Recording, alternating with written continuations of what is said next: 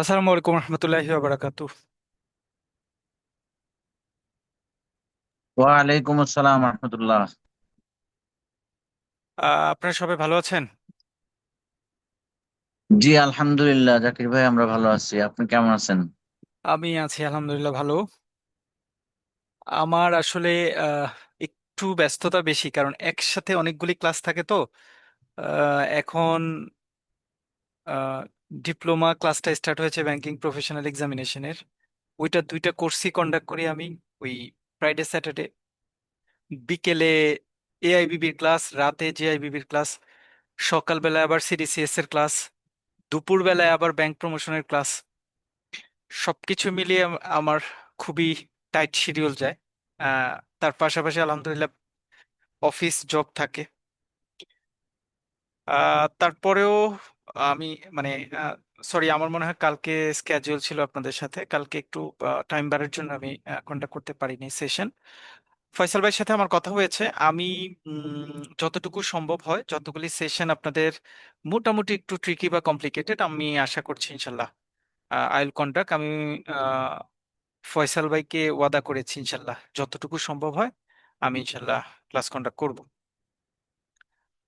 আমার ক্লাসটা হয়তো ম্যাক্সিমাম মঙ্গলবারেই আমি কন্ডাক্ট করব সামনের দিকে। সো আজকে আমরা আমরা প্রথম যেই আর্টিকেলটা পড়েছি, প্রথম যেই স্ট্যান্ডার্ডটা পড়েছি, সেই স্ট্যান্ডার্ডে আমরা মাঝামাঝি সময় মাঝামাঝি জায়গায় এসেছিলাম।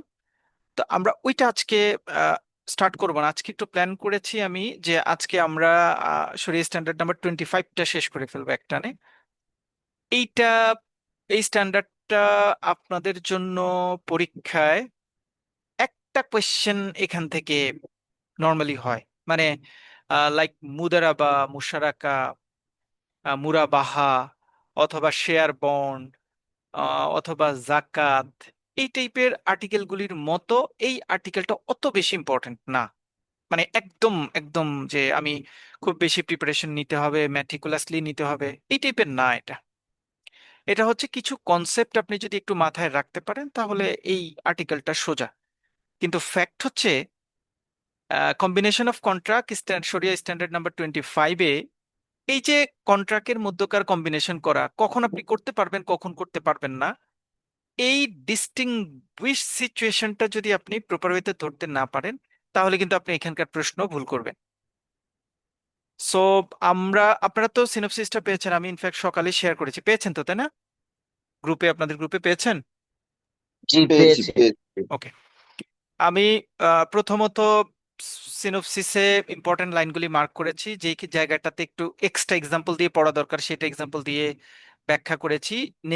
শেষের দিকে আমরা সামারি করেছি টোটাল টোটাল শরিয়া স্ট্যান্ডার্ডের পয়েন্টসগুলি। এবং পেছনে আমি 20 কোয়েশ্চেন্স দিয়েছি, 24টা কোয়েশ্চেন্স দিয়েছি আপনাদের।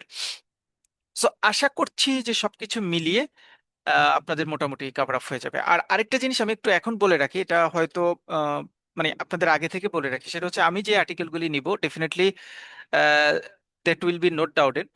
এবং আমি যে আর্টিকেলগুলি নিব, 5টা 7টা যতগুলি নেই, আমি এই আর্টিকেলগুলি শেষ হলে ডেফিনেটলি প্রত্যেকটা আর্টিকেল আপনাদের স্ট্যান্ডার্ড নাম্বার 1-এরও এরকম আমি একটা শিট দিয়ে দিব। এবং আমি পরের যে যে স্ট্যান্ডার্ডগুলি নিয়ে আপনাদের সাথে কাজ করব সেগুলি তো ম্যাক্সিমাম এরকম শিট দিব। প্রত্যেকটাতে আর্টিকেলের গ্র্যাভিটি অনুযায়ী প্রশ্ন বাড়বে কমবে। যেমন কারেন্সিতে আমি 40টা কোয়েশ্চেন অ্যাড করব। আর এটা যেহেতু একটু লেস গ্র্যাভিটি, এজন্য এখানে 20 কোয়েশ্চেন্স দিয়েছি। আবার যখন শেয়ার বন্ড পড়তে যাবো ওইটাতে 50টা প্রশ্ন অ্যাড করব।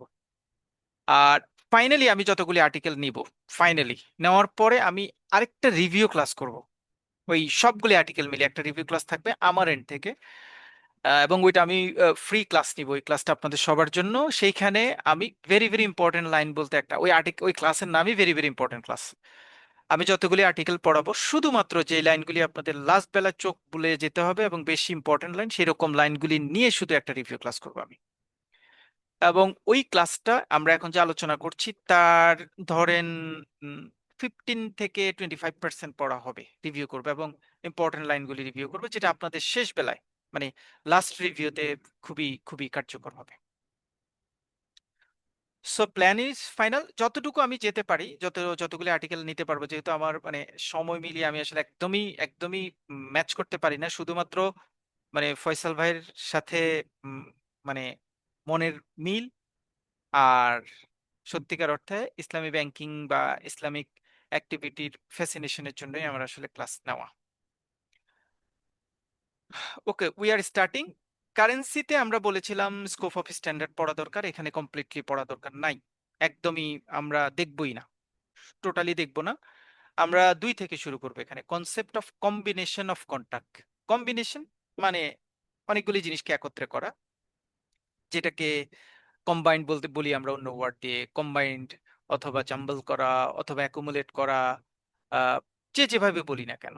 So concept of combination of contract. Contract কথাটা মানে কি? কন্ট্রাক্ট বাংলা যদি আমি মিন করি তাহলে সন্ধি বা চুক্তি। নর্মালি যেই জায়গাটাতে সাধারণভাবে আমি বলি যেখানে অফার এবং অ্যাকসেপ্টেন্স থাকে, সেটাকে আমরা স্বাভাবিকভাবে কন্ট্রাক্ট বলতে পারি। তবে এখানে অনেক ধরনের রেস্ট্রিকশনস আছে, বাইন্ডিংস কন্ট্রাক্ট, নন বাইন্ডিংস কন্ট্রাক্ট, বিভিন্ন রকমের ক্লাসিফিকেশন আছে। আমি সেই ক্লাসিফিকেশনে যাব না। আমি জাস্ট, কন্ট্রাক্ট হচ্ছে একটা চুক্তি, দুজন ব্যক্তি কোনো একটা কাজ এইভাবে করার জন্য ওয়াদাবন্দী হবে এবং তারা এইভাবে কাজটা করবে। এই ধরনের অ্যাক্টিভিটিকে আমি আপাতত কন্ট্রাক্ট হিসেবে ট্রিট করব। এটা বাইন্ডিং না নন বাইন্ডিং এই জায়গাগুলিতে আমি আপাতত যেতে চাচ্ছি না। ওকে, তাহলে concept of combination of contract. Combination of contract মানে কয়েকটা কন্ট্রাক্ট যখন একত্রে কোনো একটা কাজে ইনভলভ থাকে তখনই সেটাকে আমরা কম্বিনেশন অফ কন্ট্রাক্ট বলবো। কয়েকটা কন্ট্রাক্ট একত্রে কোনো একটা জায়গায় যখন একত্রে কম্বাইন্ডলি থাকবে তখন আমরা সেটাকে কম্বিনেশন অফ কন্ট্রাক্ট বলবো। সো ডেফিনেশনে বলছে combination of contract is a process that take place between two parties or more and entitles the সিমultaneous conclusion of more than one contract. দুই বা তার বেশি পার্টি এবং মোর দেন ওয়ান কন্ট্রাক্ট, একের অধিক কন্ট্রাক্ট হলেই সেটাকে আমরা কম্বিনেশন অফ কন্ট্রাক্ট বলতে পারি। Hence combination of contract may take any of the following forms. মানে কম্বিনেশন অফ কন্ট্রাক্ট নিচের তিন চারটা রকম আমরা পড়বো, এই তিন চারটা রকমের যে কোনো রকম হলেই সেটাকে আমরা কম্বিনেশন অফ কন্ট্রাক্ট বলবো। তাহলে কম্বিনেশন অফ কন্ট্রাক্ট হচ্ছে কয়েকটা কন্ট্রাক্ট, একের অধিক কন্ট্রাক্ট। খুব ইম্পর্টেন্ট কথা, কম্বিনেশন হওয়ার জন্য কি দুইটা যোগ্য, তিনটা, চারটা, পাঁচটা? No issues. মেইন কথা হচ্ছে একের অধিক কন্ট্রাক্ট থাকতে হবে। এবং আমরা সঙ্গত কারণে জানি একটা কন্ট্রাক্ট মিনিমাম দুইটা পার্টি ছাড়া কোনো কন্ট্রাক্ট হয় না। সো একটা কন্ট্রাক্ট হলে দুইটা পার্টি, একের অধিক কন্ট্রাক্ট হলে সেখানে দুইয়ের বেশি পার্টি ডেফিনেটলি ইনভলভ হবে। এই জন্য কথাটা বলা আছে two parties or more. Two parties or more. এখন কথা হচ্ছে এক দুইটা কন্ট্রাক্ট, দুইটা কন্ট্রাক্ট আলাদা আলাদা কন্ট্রাক্ট, বাট আমি জাস্ট একটু ছোট্ট, মানে আমি ইচ্ছা করে পেঁচাচ্ছি কথাটার মধ্যে। এই জায়গায় লেখা মোর দেন ওয়ান কন্ট্রাক্ট, একের অধিক কন্ট্রাক্ট থাকতে হবে। আর পার্টি থাকতে হবে টু পার্টিজ অর মোর, দুইজন অথবা তার বেশি। তাহলে ঘটনাটা হচ্ছে ধরেন মোর দেন ওয়ান কন্ট্রাক্ট মানে মিনিমাম দুইটা কন্ট্রাক্ট, মিনিমাম দুইটা, এটা আমরা মুছে ফেলতে পারবো, মিনিমাম দুইটা কন্ট্রাক্ট। আর এই জায়গায় বলছে between two parties or more. মোরটা খুব ভালো, যে ধরেন এই টুটা একটা কন্ট্রাক্ট হলো যেখানে দুইজন থাকলো, মানে এক্স একটা পার্টি, ওয়াই একটা পার্টি, ওয়াই একটা পার্টি। দুই নম্বর কন্ট্রাক্ট যেখানে আমি ধরলাম জেড একটা পার্টি, পি একটা পার্টি। তাহলে এখানে চারটা পার্টি দুইটা কন্ট্রাক্ট কন্ডাক্ট করলো, ডেফিনেটলি কম্বিনেশন অফ কন্ট্রাক্ট হলো। বাট এইখানে কেন টু পার্টিস কথাটা লিখেছে আর এইখানে কেন মোর দেন ওয়ান কন্ট্রাক্ট লিখেছে? এটা লেখার কারণ হচ্ছে মোর দেন ওয়ান কন্ট্রাক্ট মানে একের অধিক কন্ট্রাক্ট। এখন এমন হতে পারে, ধরে নিলাম আমরা স্লাইড, একের অধিক কন্ট্রাক্টের মধ্যে সর্বনিম্ন কন্ট্রাক্ট হচ্ছে দুইটা।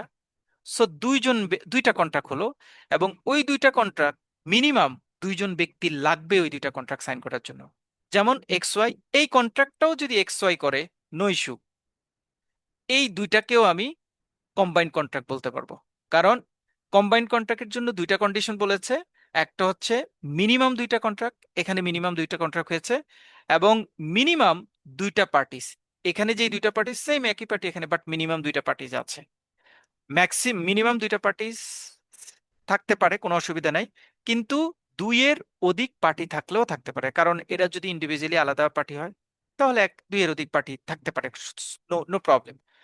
সো কম্বিনেশন অফ কন্ট্রাক্টের জন্য দুইটা কথা মাথায় রাখতে হবে, যে সেখানে একের অধিক কন্ট্রাক্ট থাকবে এবং দুই বা ততোধিক পার্টি থাকবে। পরীক্ষায় প্রশ্ন করবে যে দুই অথবা তার বেশি পার্টি থাকবে, আরেকটা অপশন দিবে মোর দেন টু, অথবা আরেকটা অপশন দিবে above three or something else else. মানে আপনাকে আসলে পেঁচানো মানে বোঝানোর চেষ্টা করবে যে টু পার্টিজে দুইটা কন্ট্রাক্ট, সেটাকে আমরা কম্বাইন্ড কন্ট্রাক্ট বলতে পারি কিনা। হ্যাঁ, আমরা সেটাকেও ডেফিনেটলি কম্বাইন্ড কন্ট্রাক্ট বলতে পারবো।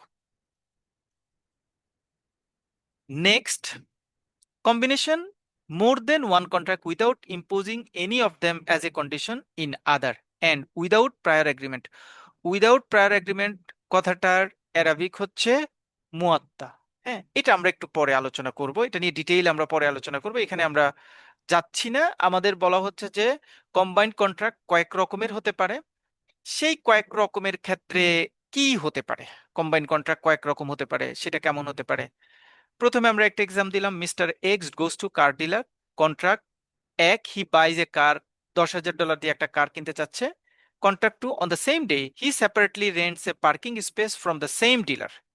তাহলে কার বাই করছে মিস্টার এক্স, তিনি আবার একটা কার স্পেস অর্থাৎ গ্যারেজ ভাড়া নিবেন, সেটা ওই ডিলারের কাছ থেকে। সো এই কন্ট্রাক্টটা দুইটা কন্ট্রাক্ট, কার বাই একটা কন্ট্রাক্ট আর হচ্ছে গ্যারেজ ভাড়া নিয়ে একটা কন্ট্রাক্ট। দুইটা কন্ট্রাক্টকে যিনি কার বায়ার তিনি আবার গ্যারেজটা ভাড়া নিচ্ছেন, রেন্ট টেকার।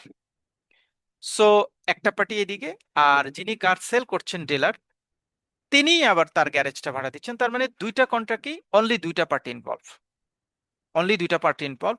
সো এই কন্ট্রাক্টকে আমরা বলতে পারবো যে এই দুইটা কন্ট্রাক্ট মিলে একটা কম্বিনেশন অফ কন্ট্রাক্ট ক্রিয়েট হয়েছে।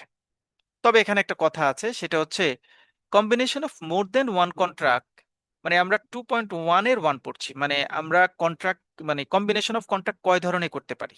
নাম্বার ওয়ান করতে পারি more than one contract without imposing any of them as a condition in other.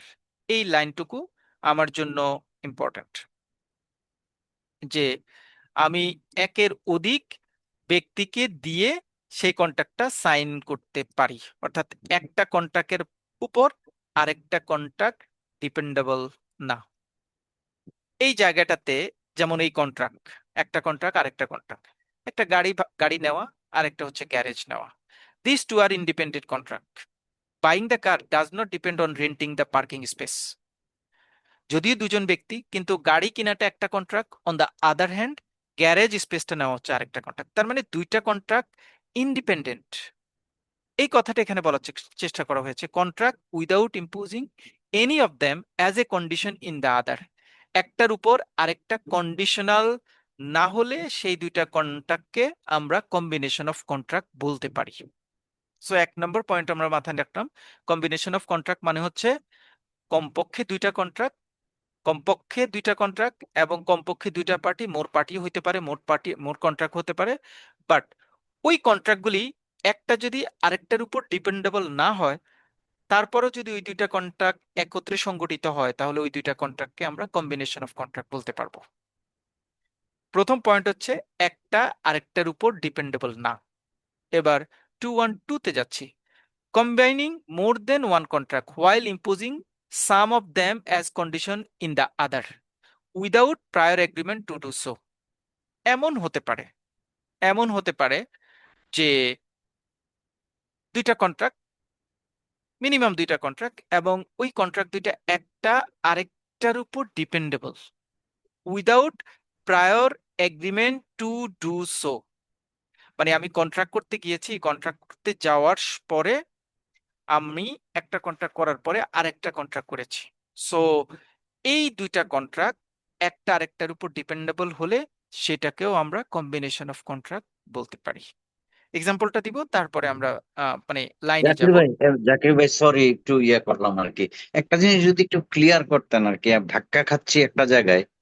Contract R agreement, কন্ট্রাক্টটা দুই পক্ষ সাইন করলেই তো এগ্রিমেন্ট হয়ে যায়, মানে আসলে এইটা পার্থক্যটা কিভাবে হচ্ছে, মানে কন্ট্রাক্ট আর এগ্রিমেন্ট, যে প্রায়র এগ্রিমেন্ট আর অথবা হইলো পরে এগ্রিমেন্ট, আবার এদিকে কন্ট্রাক্ট। হ্যাঁ মানে একটু ইয়ার লাগতেছে, একটু যদি ক্লিয়ার আচ্ছা, করতেন প্লিজ। কন্ট্রাক্টটা বেসিকলি, কন্ট্রাক্টটা থাকবে আপনার, এটা কন্ট্রাক্ট আমরা সাধারণত দুই ধরনের কন্ট্রাক্ট জানি, একটা হচ্ছে বাইন্ডিং কন্ট্রাক্ট, নন বাইন্ডিং কন্ট্রাক্ট। ঠিক আছে? কন্ট্রাক্টের ক্ষেত্রে আপনার এটা মানে ভার্চুয়াল হতে পারে, রিটেন হতে পারে, ভার্বালও হতে পারে কন্ট্রাক্ট। আমি বললাম যে আমি এটা করবো, আপনি বললেন যে আচ্ছা ঠিক আছে আমি মেনে নিলাম, তুমি এটা এই কাজটা আমাকে করে দিও, এটার এগেনস্ট আমি তোমাকে এত টাকা দিলাম। এটাতে কোনো চুক্তি হলো না, চুক্তি হলো না। সো কন্ট্রাক্ট মানে হতে পারে offer and acceptance, boss offer এটা আর কন্ট্রাক্ট। Acceptance, right. এটা কন্ট্রাক্ট, এটা হতে পারে ভিজুয়াল ওয়েতে হতে পারে, এটা ভার্বাল ওয়েতে হতে পারে, এইটা রিটেন হতে পারে, এইটা বাইন্ডিংস হতে পারে, দুইটা বাইন্ডিং, দুইটা পার্টির একদম বাইন্ডিংস অবস্থায় হতে পারে, অথবা দুইটা বাইন্ডিংস নন নন বাইন্ডিং অবস্থায় হতে পারে। সকল কিছুকে, যেটা বাইন্ডিং হোক, নন বাইন্ডিং হোক, ভার্বাল হোক, রিটেন হোক, ভার্চুয়াল হোক, সকল কিছুকে দুইটা ব্যক্তির মধ্যে অফার আর অ্যাকসেপ্টেন্সটা এক্সিকিউট হলেই সেটাকে আমরা কন্ট্রাক্ট বলবো। আর এগ্রিমেন্ট কথাটা হলে, এগ্রিমেন্ট যখন আমি বলবো যে দুইটার মধ্যে একটা এগ্রিমেন্ট হচ্ছে, এগ্রিমেন্টের ক্ষেত্রে নর্মালি একটা রিটেন অ্যালাইনমেন্ট থাকবে, একটা রিটেন অ্যালাইনমেন্ট থাকবে। একটা সুন্দর কথা আছে, হ্যাঁ, মানে নর্মালি যেটা হয় যে এগ্রিমেন্টের ক্ষেত্রে আমি ধরেন একটা পিপল আর একটা পিপলের সাথে কোনো একটা কাজ করার জন্য আহ, ধরেন একত্রে একজন আরেকজনের সাথে কম্বাইন করলাম। হ্যাঁ, কোনো একটা কাজ করার ক্ষেত্রে একজন আরেকজনের সাথে কম্বাইন করলাম যে আমি এই কাজটা করব, এখন এটা রিটেন বা ডকুমেন্টেড করতে চাচ্ছি। এখন এইটাকে আমি কন্ট্রাক্ট হিসেবে নিব না এগ্রিমেন্ট হিসেবে নিব? একটা মানে খুব প্রসিদ্ধ একটা লাইন বিদ্যমান, মানে নর্মালি সব জায়গায় ব্যবহার করা হয়, সেটা হচ্ছে all contracts are agreement, but not all agreements are contract. এগ্রিমেন্টটা হবে, এগ্রিমেন্টটা হবে, এগ্রিমেন্ট, খেয়াল করবেন কথাটা, এগ্রিমেন্টটা হবে দুইজন ব্যক্তির মিউচুয়াল আন্ডারস্ট্যান্ডিং এর মাধ্যমে, দুইজন ব্যক্তির মিউচুয়াল আন্ডারস্ট্যান্ডিং এর মাধ্যমে। এবং এই এগ্রিমেন্টের মধ্যে অফার এবং অ্যাকসেপ্টেন্সের দুইটারই প্রেজেন্ট থাকতে হবে, এমন জিনিস বাধ্যতামূলক না, এমন জিনিস বাধ্যতামূলক না এগ্রিমেন্টের ক্ষেত্রে। অফার এবং অ্যাকসেপ্টেন্স দুইটা মাস্ট থাকবে। কিন্তু যখন কন্ট্রাক্ট হবে, ওই কন্ট্রাক্টের মধ্যে কিন্তু অফার এবং অ্যাকসেপ্টেন্স ডেফিনেটলি বাধ্যতামূলক থাকবে। দুইটাই থাকলে তখনই আমি সেটাকে কন্ট্রাক্ট বলবো। আর আরেকটা কথা হচ্ছে, যেহেতু এগ্রিমেন্টের ক্ষেত্রে দুইটা পক্ষ মানে সম্মতি দিয়েছে, এরকম সিচুয়েশন অনেক সময় নাও ক্রিয়েট হতে পারে, সেই জায়গার ক্ষেত্রে কন্ট্রাক্ট সাধারণত লিগ্যাল বাইন্ডিংস এর ইস্যুটাকে জোরালো করে, আর এগ্রিমেন্ট লিগ্যাল বাইন্ডিংস এর ইস্যুটাকে তেমন একটা জোরালো করে না, কারণ এখানে যেহেতু অফার এবং অ্যাকসেপ্টেন্সটাকে 100% কমপ্লাই করা হয় না। এজন্য বলা হয় all contracts are agreement, but all agreements are not contract. কারণ এগ্রিমেন্টসকে কন্ট্রাক্ট হতে হলে অফার অ্যান্ড অ্যাকসেপ্টেন্স 100% কমপ্লাই করতে হবে, আর অফার অ্যান্ড অ্যাকসেপ্টেন্স 100% কমপ্লাই করলে লিগেলি তারা বাইন্ডিংসে চলে যাবে, যেখানে এগ্রিমেন্টের ক্ষেত্রে ওই রকম ইস্যু নাও থাকতে পারে। এই জন্য এইখানে এই প্রায়র এগ্রিমেন্টের কথাটা বলা, যে আমি যদি কোনো একটা কন্ট্রাক্ট করার অফার অ্যাকসেপ্টেন্স নেওয়ার আগে, অফার অ্যাকসেপ্টেন্স নেওয়ার আগে, সে আমরা একদম সিম্পল ওয়েতে যদি অফার অ্যান্ড অ্যাকসেপ্টেন্সকে যদি একটু ক্লাসিফাই করি, সেটা হচ্ছে ধরেন আপনি ইম্পোর্ট এক্সপোর্টের বিজনেসের কথা বলি, আমি ইন্ডিয়া থেকে আমি ইউএসএ তে শার্ট এক্সপোর্ট করব।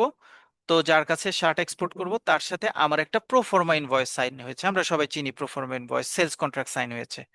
সাইন হওয়ার আগে আমি বললাম যে আমি এই এই প্রোডাক্ট পাঠাবো, এই এই প্রাইস হবে, ও রাজি হলো। আমি বললাম যে এই পোর্ট থেকে পাঠাবো, ও রাজি হলো। আমি বললাম যে প্রাইস এত টাকা হবে, এভাবে এভাবে তুমি আমাকে শিপমেন্ট করতে হবে, ও রাজি হলো। সকল কিছু মিলিয়ে আমরা একটা পেপার সাইন করলাম, যেটাকে আমরা সেলস কন্ট্রাক্ট বললাম, অথবা প্রোফর্মা ইনভয়েস বললাম। This is an agreement. এখন এই এগ্রিমেন্টটাকে আমি কন্ট্রাক্টে কনভার্ট করব কিভাবে? আমি বললাম এটা আমি রাজি হয়েছি, আপনি বলবেন এটা আমি রাজি হয়েছি, এটা না, এইটাও এগ্রিমেন্টের পর্যায়ে রাখলাম, কারণ আমি ইন্টারন্যাশনাল বিজনেস করছি। সো আমার কন্ট্রাক্টটা ডকুমেন্টেড কন্ট্রাক্ট হবে। তাহলে ডকুমেন্টেড কন্ট্রাক্ট আমি কনভার্ট করবো কিভাবে? দুইজন ব্যক্তি, ইম্পোর্টার এক্সপোর্টার, সেখানে সাইন করবে, দে আর bindings on that proforma invoice, এবং তখন সেটা কন্ট্রাক্টে কনভার্ট হয়ে যাবে। সো কন্ট্রাক্টের ইনিশিয়াল লেভেলটাকে বলা হয় এগ্রিমেন্ট, আর কন্ট্রাক্ট হচ্ছে অফার অ্যান্ড অ্যাকসেপ্টেন্সটা যেখানে বিদ্যমান থাকবে। ক্লিয়ার ভাইয়া?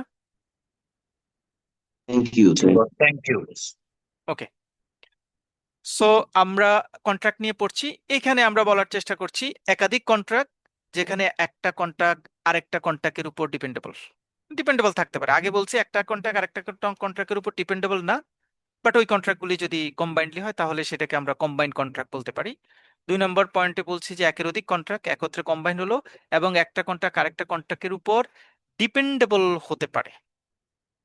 যেমন mister X goes to furniture shop, the shopkeeper says, I will sell you this sofa only if you also buy this coffee table. দুইটা জিনিস আমি অফার করলাম, যে আপনি যদি এটা কিনেন তাহলে আপনি, মানে এটা কিনতে হলে এটাও কিনতে হবে। আপনি যদি মনে করেন শুধু সোফা নিবেন তাহলে হবে না, সোফার সাথে কফি টেবিলটা নিলেই সোফাটা আপনি কিনতে পারবেন। সো এখানে একটা কথা আছে, আপনি যখন ওই দোকানে এক্সেস নিচ্ছেন, যাচ্ছেন, ধরেন ফার্নিচার কিনবেন, আপনার কি দরকার? আপনার কিন্তু একটা সোফা দরকার। সো আপনি বাজেট করেছেন যে এই মেজারমেন্টের সোফা কিনবেন, এবং আপনার বাজেট হচ্ছে 50,000 সে। সো বাজেট 50,000, একটা এই স্পেসিফিকেশনের সোফা কিনবেন একটা দোকানে, এখনো আপনি এক্সেস নেন নাই, যান নাই, ঢুকেন নাই, তার বাইরে আপনি প্ল্যান করছেন যে এই কনফিগারেশনে যদি সোফা পাই, কাঠ, কাঠের থাকবে, সেগুন কাঠের থাকবে, কালার এটা থাকবে, সোফার কুশনগুলি ফিক্স থাকবে, কালারটা এরকম থাকবে, চারদিকে সেলাই করা থাকবে, রাউন্ড থাকবে, এরকম যদি একটা সোফা পাই তাহলে সেই সোফাটা আমি কিনবো, এবং এটা প্রাইস আমি 50,000 টাকা দিলেও কোনো সমস্যা নাই, 50,000 পর্যন্ত আমি দিতে পারবো। আপনি এবার দোকানে এক্সেস নিয়েছেন, দোকানে ঢুকেছেন, অথবা 2-3টা দোকান দেখার পরে একটা দোকানে যাওয়ার পর হঠাৎ করে একটা সোফা আপনার পছন্দ হলো। পছন্দ হওয়ার পরে আপনি দেখলেন যে না, সবকিছু ঠিক আছে, এখন আপনি এই সোফাটা নিতে চাচ্ছেন, সবকিছু ঠিক আছে, আপনি এখন সোফাটা নিতে চাচ্ছেন, এবং সোফা নিতে যাওয়ার পরে এখন যখন দামাদামি করছেন তখন উনি বললো সোফাটা নিতে হলে স্যার কফি টেবিলটা ওইটার সাথে নিতে হবে। তো সোফার প্রাইস হচ্ছে 50,000, কফি টেবিলটার হচ্ছে প্রাইস 5,000, দুইটা মিলিয়ে আপনার প্যাকেজ প্রাইস হচ্ছে 55,000। আমরা প্রচুর পরিমাণ প্যাকেজ প্রাইস পাই, বিশেষ করে হোলসেল শপিং মল যেগুলি আছে সেগুলিতে একটা কিনলে আরেকটা ফ্রি, তারপরে দুইটা কিনলে একটার প্রাইস 25% ফ্রি। মানে দূরে যাই না, আমি থাকি আমার মধ্যে, আমার দুইটা কিডস স্কুলে পড়ে, মেয়েটা আগে পড়ছে, অ্যাডমিশন নিয়েছে, ছেলেটা পড়ে। তো ছেলেটা অ্যাডমিশন নেওয়ার পরে স্কুল থেকে আমাকে বললো যে আপনার যেহেতু দুজন একসাথে পড়ছে, ছেলের যে স্যালারি সেটা আপনি 10% ডিসকাউন্ট পাবেন। এখানেও আমাকে বললো যে আপনি সোফাটা নেন, সোফার সাথে আপনি কফি টেবিলটা নিবেন, দুইটার দাম 55,000 হবে। দেখেন স্যার, আলাদা করে যদি চিন্তা করি, সোফার দাম হচ্ছে 50,000 আর কফি টেবিলের দাম হচ্ছে 10,000, বাট আমরা দুইটা একত্রে মূল্যে আপনাকে 55,000 টাকা দিব, কিন্তু আপনাকে দুইটা নিতে হবে। আমি এই দোকানে ঢুকার আগ পর্যন্ত আমি কিন্তু এই অফারটা জানি না, এবং তাদের সাথে আমার কোনো এগ্রিমেন্ট নাই। ঢুকার পরে আমি ডিটারমাইন করলাম যে ওদের আসলে দুইটার এভাবে অফার আছে, এবং আমি সেই অফারটা যদি নেই তাহলে এই অফারটাকে আমি বলবো কম্বাইন্ড অফার। লাস্টের কথাটা আমি এখনো এক্সেস নেইনি, আমি জানি না, এই কথাটা আমি আসলে প্রায়র এগ্রিমেন্ট দিয়ে এক্সপ্লেন করার চেষ্টা করেছি। প্রায়র এগ্রিমেন্ট নিয়ে আমাদের ঘটনা আরো আছে, একটু পরে আমরা সেটা নিয়ে আলোচনা করব। 212 মূল কথা হচ্ছে যে একাধিক কন্ট্রাক্ট যদি একটা আরেকটার উপর ডিপেন্ডেবল কন্ট্রাক্ট হয় তাহলেও সেটাকে আমরা কম্বাইন্ড কন্ট্রাক্ট বলতে পারি, এবং একটা আরেকটার উপর ডিপেন্ডেবল কন্ট্রাক্ট হতে পারে, নো ইস্যুস। এবং শরিয়ার দিক থেকে কম্বাইন্ড কন্ট্রাক্ট বলতে বা কম্বাইন্ড কন্ট্রাক্টের ডেফিনেশনে একের অধিক ডিপেন্ডেবল কন্ট্রাক্ট হলে সেই ডেফিনেশন জনিত কোনো বাধা বা কোনো ধরনের ব্যারিয়ার এক্ষেত্রে হবে না, আমরা এটাকে পারফেক্টলি কম্বাইন্ড কন্ট্রাক্ট বলতে পারবো। আমরা এখনো কম্বাইন্ড কন্ট্রাক্টের ডেফিনেশন পড়ছি।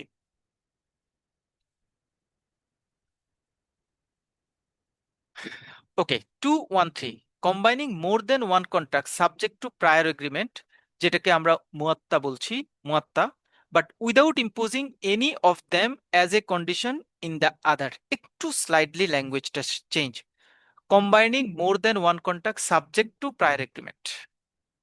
প্রথম দুইটা বলেছি আমরা প্রায়র এগ্রিমেন্ট আমাদের ছিল না, এখানেও প্রায়র এগ্রিমেন্ট ছিল না, এখানেও প্রায়র এগ্রিমেন্ট ছিল না। আর এখানে হচ্ছে প্রায়র এগ্রিমেন্ট, হ্যাঁ, subject to prior agreement, but without imposing any of them as a condition in the আদার। এই টাইপের দুইটা কন্ট্রাক্ট যদি হয়, যে দুইটা কন্ট্রাক্ট আগে থেকে এগ্রিমেন্ট ছিল বাট একটা আরেকটার উপর ডিপেন্ডেবল না, এই টাইপের দুইটা কন্ট্রাক্টকে যদি আমি কম্বাইন করি, তাহলে সেই দুইটা কন্ট্রাক্টকেও আমরা কম্বাইন কন্ট্রাক্ট হিসেবে ডিফাইন করতে পারবো। Before meeting at the showroom, Ahmed and dealer talk on the phone and agree. Ahmed will buy a car. Ahmed will also rent a garage from the dealer. তাহলে ফোনে কথা বলে নিয়েছেন। আপনারা আমার সাথে হয় না, আপনারা আবার ফয়সাল ভাইয়ের সাথে হয়। আমার আবার যারা ব্যাংকিং প্রফেশনাল এক্সামিনেশন দেয় তারা আবার আমার সাথে ফোনে কথা বলে যে ভাইয়া দুইটা সাবজেক্ট পড়তে চাচ্ছি, কোর্স কত? আমি বললাম 1500। ভাইয়া অনেক দিন হয়ে গেছে, আমি এই ব্যাংকে আছি, ব্যাংকের তো অবস্থা বুঝেন, একটু কমান না। তা আমি বললাম যে না। কথাবার্তা বলতে বলতে বলতে বলতে আচ্ছা ঠিক আছে ভাইয়া 1500 টাকা আপনি যদি দিতে চান তাহলে দিতে পারেন। এটা আমার একটা, দিতে চাইলে দিতে পারেন, একটা এগ্রিমেন্ট হলো। এবার যখন টাকা দিতে আসছে তখন আমাদের আমি বললাম যে আমি তো বলেছি 1500 টাকা আপনি নিচ্ছেন বা আপনি দিচ্ছেন 1200 টাকা। তখন উনি বললো যে ভাই আপনার সাথে আমার আসলে আগে কথা হয়েছে, আমি এগ্রিমেন্টটাকে রেফার করলাম, আগে কথা হয়েছে, সো আমার মনে হয় 1200 টাকা নিলেই ভালো হয়। আচ্ছা ঠিক আছে, 1200 টাকা নিলাম। এইখানে আসছে যে আহমেদ সাহেব একটা কার কিনবেন এবং একটা গ্যারেজ ভাড়া নেবেন, দুইটার ব্যাপারে ডিলারের সাথে কথা হয়েছে। The next day they sign, মানে তারা কন্ট্রাক্টে যাচ্ছে। কন্ট্রাক্ট ওয়ানটা হচ্ছে sale of car, contract two হচ্ছে rent on the garage. Notice, the sale contract does not say you must rent the garage like as sofa and coffee table. এখানে কিন্তু থাকছে না। এখানে যখন সেল কন্ট্রাক্টটা সাইন হচ্ছে অনলি কার, যখন রেন্টাল কন্ট্রাক্টটা সাইন হচ্ছে অনলি গ্যারেজ ভাড়া। But they had already agreed before hand to do both contract, দুইটা কন্ট্রাক্ট করার ব্যাপারে তারা আগে নিজেরা নিজেরা কথাবার্তা বলেছে, কোনো কিছু ফাইনাল করে নাই। কথাবার্তা বলে বলেছে যে ঠিক আছে আপনার এখানে গ্যারেজ যেহেতু আছে আমি আপনার কাছ থেকে কারটা নিব, অথবা আপনি আমাকে কার দিলে আপনি আমাকে গ্যারেজ ফ্যাসিলিটিস দিতে পারবেন কিনা। ডিলার বললো যে স্যার আপনি আসেন, আমি আমার গ্যারেজ না থাকলেও আই উইল ম্যানেজ। পরের দিন গিয়েছে, যাওয়ার পরে বললো যে আচ্ছা ঠিক আছে স্যার, আপনার সাথে তো কালকে কথা হয়েছে, দুইটাই চেয়েছেন আপনি, আমি দুইটাই রেডি করে রেখেছি। তাহলে কারের কন্ট্রাক্টটা করেন, কার এই স্পেসিফিকেশন এতদিনের জন্য, এইটা চাকা এই রিকোয়ারমেন্ট রয়েছে, গ্যারেজের জন্য এটা এটা, একটা আরেকটার উপর ডিপেন্ডেবল না। এখানে খুব সূক্ষ্ম একটা ইস্যু আছে, সেটা হচ্ছে যখনই একটা আরেকটার উপর ডিপেন্ডেবল হবে না, এরকম কথা যদি আসে, তখন লাইনটাকে আবার এভাবেও বলা যায় যে যখনই আমি এগ্রিমেন্ট করলাম দুইটা কন্ট্রাক্ট নিয়ে আপনার সাথে, পরের দিন আমি গিয়ে বললাম যে আমি আসলে শুধু কার নিতে চাচ্ছি, গ্যারেজটা নিতে চাচ্ছি না। আমার ফুফাতো ভাইয়ের একটা গ্যারেজ আছে, সে আমাকে গতকাল রাতে বলেছে যে তুমি চাইলে আমার গ্যারেজটা ইউজ করতে পারো। সো আমি কালকে যদিও আপনার সাথে কথা হয়েছে গ্যারেজ নিয়ে, আমি আসলে গ্যারেজটা এখন নিতে চাচ্ছি না, শুধু কারটা নিতে চাচ্ছি। যেহেতু without imposing any of them as a condition, সেহেতু কার যিনি ডিলার তিনি তার কার্ডটা এক্ষেত্রে বিক্রি করতে অসুবিধা হওয়ার কথা না। কারণ যখন দুইজন এগ্রিমেন্ট করেছে, প্রায়র এগ্রিমেন্টটা হয়েছে, তখন আসলে কথাটা এসেছে কিভাবে? কথাটা এসেছে আমি ফোন দিয়েছি ডিলারকে যে ভাই আপনি, আমি তো একটা কার কিনতে চাচ্ছি, ওকে ভাই আমার কিন্তু গ্যারেজের সমস্যা আছে। স্যার আমার এখানে তো, ডিলার বললেন আমার এখানে তো স্যার গ্যারেজের সুবিধা আছে। আচ্ছা গ্যারেজের সুবিধা আছে, ঠিক আছে, তার মানে আমি যদি আপনার এখান থেকে যাই, কার এবং গ্যারেজ দুইটাই যদি পাই আমার জন্য সুবিধা হবে। আচ্ছা তারপরেও আমি আগামীকালকে আসি, এসে আপনার সাথে কথা বলবো কার এবং গ্যারেজের ব্যাপারে। যদি সবকিছু ঠিকঠাক থাকে আমি দুইটাই নিতে পারি। আর কালকে গিয়ে কথা বলবো, আসলে কথা বনিবনার উপর ডিপেন্ড করবে আমি আসলে কোনটা নেই না না। প্রায়র এগ্রিমেন্ট হয়েছে, বাট আমি কিন্তু কনফার্ম করি নাই, আমি ডিপেন্ডেবল করি নাই, সেলারও আমার কাছে ডিপেন্ডেবল হয় নাই, লাইক অ্যাজ আমার সোফা এবং কফি টেবিলের মতো হয়নি। আমি গিয়েছি, যাওয়ার পর আমি বললাম যে আমার তো নেপিও আমাকে বলেছে তার গ্যারেজটা আমি ইউজ করতে পারবো, সো আমি আসলে শুধু কারটা নিতে চাচ্ছি। ও স্যার আপনি গতকালকে বলেছেন কার এবং গ্যারেজের কথা, আমি এই জন্য দুইটাই অ্যারেঞ্জ করে দিয়েছি, কোনো অসুবিধা নাই স্যার, যেহেতু আপনার সাথে আসলে আমার ফাইনাল কমিটমেন্ট হয়নি, সো ঠিক আছে স্যার আপনি কার কিনতে পারেন। This is also will say as a combined contract. 2 and 4, agreement to conclude the deal through any of different contractual forms as will be finally decided in the future. আমরা এই লাইনটাকে একটু, এক্সাম্পলটা আগে পড়ে আসি। Mr. Ahmed wants to acquire a machine from Islami Bank. The bank says, we agree to finance the machine for you. Later, we will decide whether it will throw Murabaha, sell, or Izara's lease. At this stage, they agreed to do business. They have not decided which contract will be used. এই টাইপের যদি দুইটা contract মানে agreement হয়, তাহলে সেই agreement কিন্তু কন্ট্রাক্টটাকে, সেই এগ্রিমেন্টটাকেও আমরা, বা সেই এগ্রিমেন্টটাকেও আমরা কম্বাইন্ড কন্ট্রাক্ট হিসেবে ট্রিট করতে পারবো। This one is important because এই লাইনটা ট্রু অর ফলসে এই এগ্রিমেন্ট এবং কন্ট্রাক্ট ওয়ার্ড দিয়ে দুইটাকে আলাদা করে দিতে পারে। দেখেন, agreement to conclude the deal through any of different contractual forms as will be finally decided in the future। আমরা দুজন এগ্রিমেন্ট করলাম, আমরা দুজন কোনো একটা প্রোডাক্ট বাই সেল করার ক্ষেত্রে এগ্রিমেন্ট করলাম, এবং আমরা বলে নিলাম যে আমরা ইন ফিউচারে এটা আসলে কোন কন্ট্রাক্টের মাধ্যমে আমরা করব, সেটা আসলে আমরা ইন ফিউচারে ডিসাইড করব। এবং দুজনেই বললো যে আচ্ছা ঠিক আছে, আমাদের ক্ষেত্রে কোনো সমস্যা নাই, আমাদের আসলে অপশন আছে এটা এটা, এগুলি থেকে যে কোনো একটা দিয়ে আমরা ইন ফিউচারে এই কন্ট্রাক্টটা এক্সিকিউট করব, আমাদের এই ক্ষেত্রে কোনো সমস্যা নাই। এই টাইপের কোনো ইস্যু যদি হয়, তাহলে সেটাকেও আমরা কম্বাইন্ড কন্ট্রাক্ট বলতে পারবো।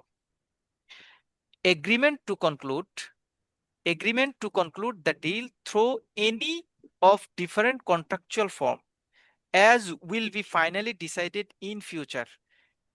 ফিউচারে কোন কন্ট্রাক্টের মাধ্যমে ট্রানজেকশনটা এক্সিকিউট হবে, এটা ফিউচারে ডিসিশন নিবে। এখন শুধুমাত্র তারা এগ্রিমেন্টটা কমপ্লিট করবে। এই টাইপের ইস্যু যদি কোনো একাধিক কন্ট্রাক্টের ক্ষেত্রে হয়, তাহলে সেটাকেও আমরা কম্বাইন্ড কন্ট্রাক্ট বলতে পারি। এখানে এই ওয়ার্ডটা ট্রু অর ফলসে দিবে, এখানে কন্ট্রাক্ট দিয়ে দেবে। Contract to conclude the deal through any of the different contractual forms as will be finally decided in future, এটা তো ডেফিনেটলি ট্রু। এগ্রিমেন্টের জায়গায় যদি কন্ট্রাক্ট হয়, তাহলে তো এটা ট্রু অ্যান্সার, এতে আমার কোনো সন্দেহ নাই।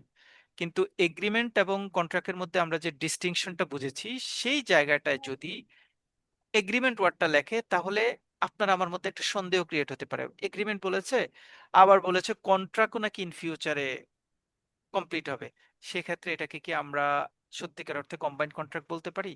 হ্যাঁ, সেটাকেও আমরা কম্বাইন্ড কন্ট্রাক্ট বলতে পারি। এটা হচ্ছে মোটামুটি চার ধরনের কন্ট্রাক্ট। কোন অবস্থায় কোনটাকে আমরা কম্বাইন্ড কন্ট্রাক্ট বলতে পারি, মানে এই চারটাকে মিলিয়ে আসলে ফর্মালি আমরা বলতে পারি কম্বাইন্ড কন্ট্রাক্ট মানে হচ্ছে এরকম। আমরা এই চারটা পয়েন্টকে কিন্তু এই যে নিচের দিকে সামারিতে চারটা পয়েন্টকে আমরা একসাথে সামারি করে দিয়েছি। আপনারা যখন রিভিউ করবেন, তখন ওই পার্টটুকু শুধুমাত্র রিভিউ করলেই হবে আশা করছি। যেমন আমরা ডেফিনেশনের মধ্যে এসে এই যে four forms of combination of contract, just মূল কথাগুলিকে একত্রে এখানে অ্যাড করে দিয়েছি, মানে এডিশনাল পয়েন্টগুলিকে বাদ দিয়ে। সামারিটা হচ্ছে আপনাদের পরীক্ষার আগের গোত্র করা, ইনিশিয়াল লেভেলে আমরা মোটামুটি পুরোটাই একটু পড়ার চেষ্টা করব। Forms of combined contract. Combined contract may have a single lump sum counter value. Forms of combined contract, combined contract কয় প্রকারের হতে পারে? কয় প্রকারের হতে পারে? প্রথমে হচ্ছে combined contract may be signed a lump sum counter value. ভ্যালুটা ফ্যাক্ট না। For instances, a party may sell his piece of land to other and simultaneously lend his car to the same party for 1 month, both against $1,000 dinar. So combined contract may be a single lump sum counter value দিয়ে combined contract হতে পারে। এখানে একটা important issue আছে, সেটা হচ্ছে combined contract, তার মানে আমার মাথায় নিচ্ছি মিনিমাম দুইটা কন্ট্রাক্ট ইনভলভ আছে এখানে, মিনিমাম দুইটা কন্ট্রাক্ট ইনভলভ আছে। সো দুইটা কন্ট্রাক্টের ক্ষেত্রে দুইটা কন্ট্রাক্ট কি সেম অ্যামাউন্ট হবে, দুইটা কন্ট্রাক্ট কি ডিফারেন্ট অ্যামাউন্ট হতে বাধ্য, দুইটা কন্ট্রাক্টের ক্ষেত্রে অ্যামাউন্টটা কত হবে, এটাকে আসলে ওরকম করে মানে রেস্ট্রিক্টেড করা হয়নি। বলা হয়েছে যে combined contract may have a single lump sum counter value. হ্যাঁ, সিঙ্গেল লামসাম কাউন্টার ভ্যালু হইলেও কোনো সমস্যা নেই, মানে লামসাম অ্যামাউন্ট হইলে হবে, কোনো সমস্যা নাই।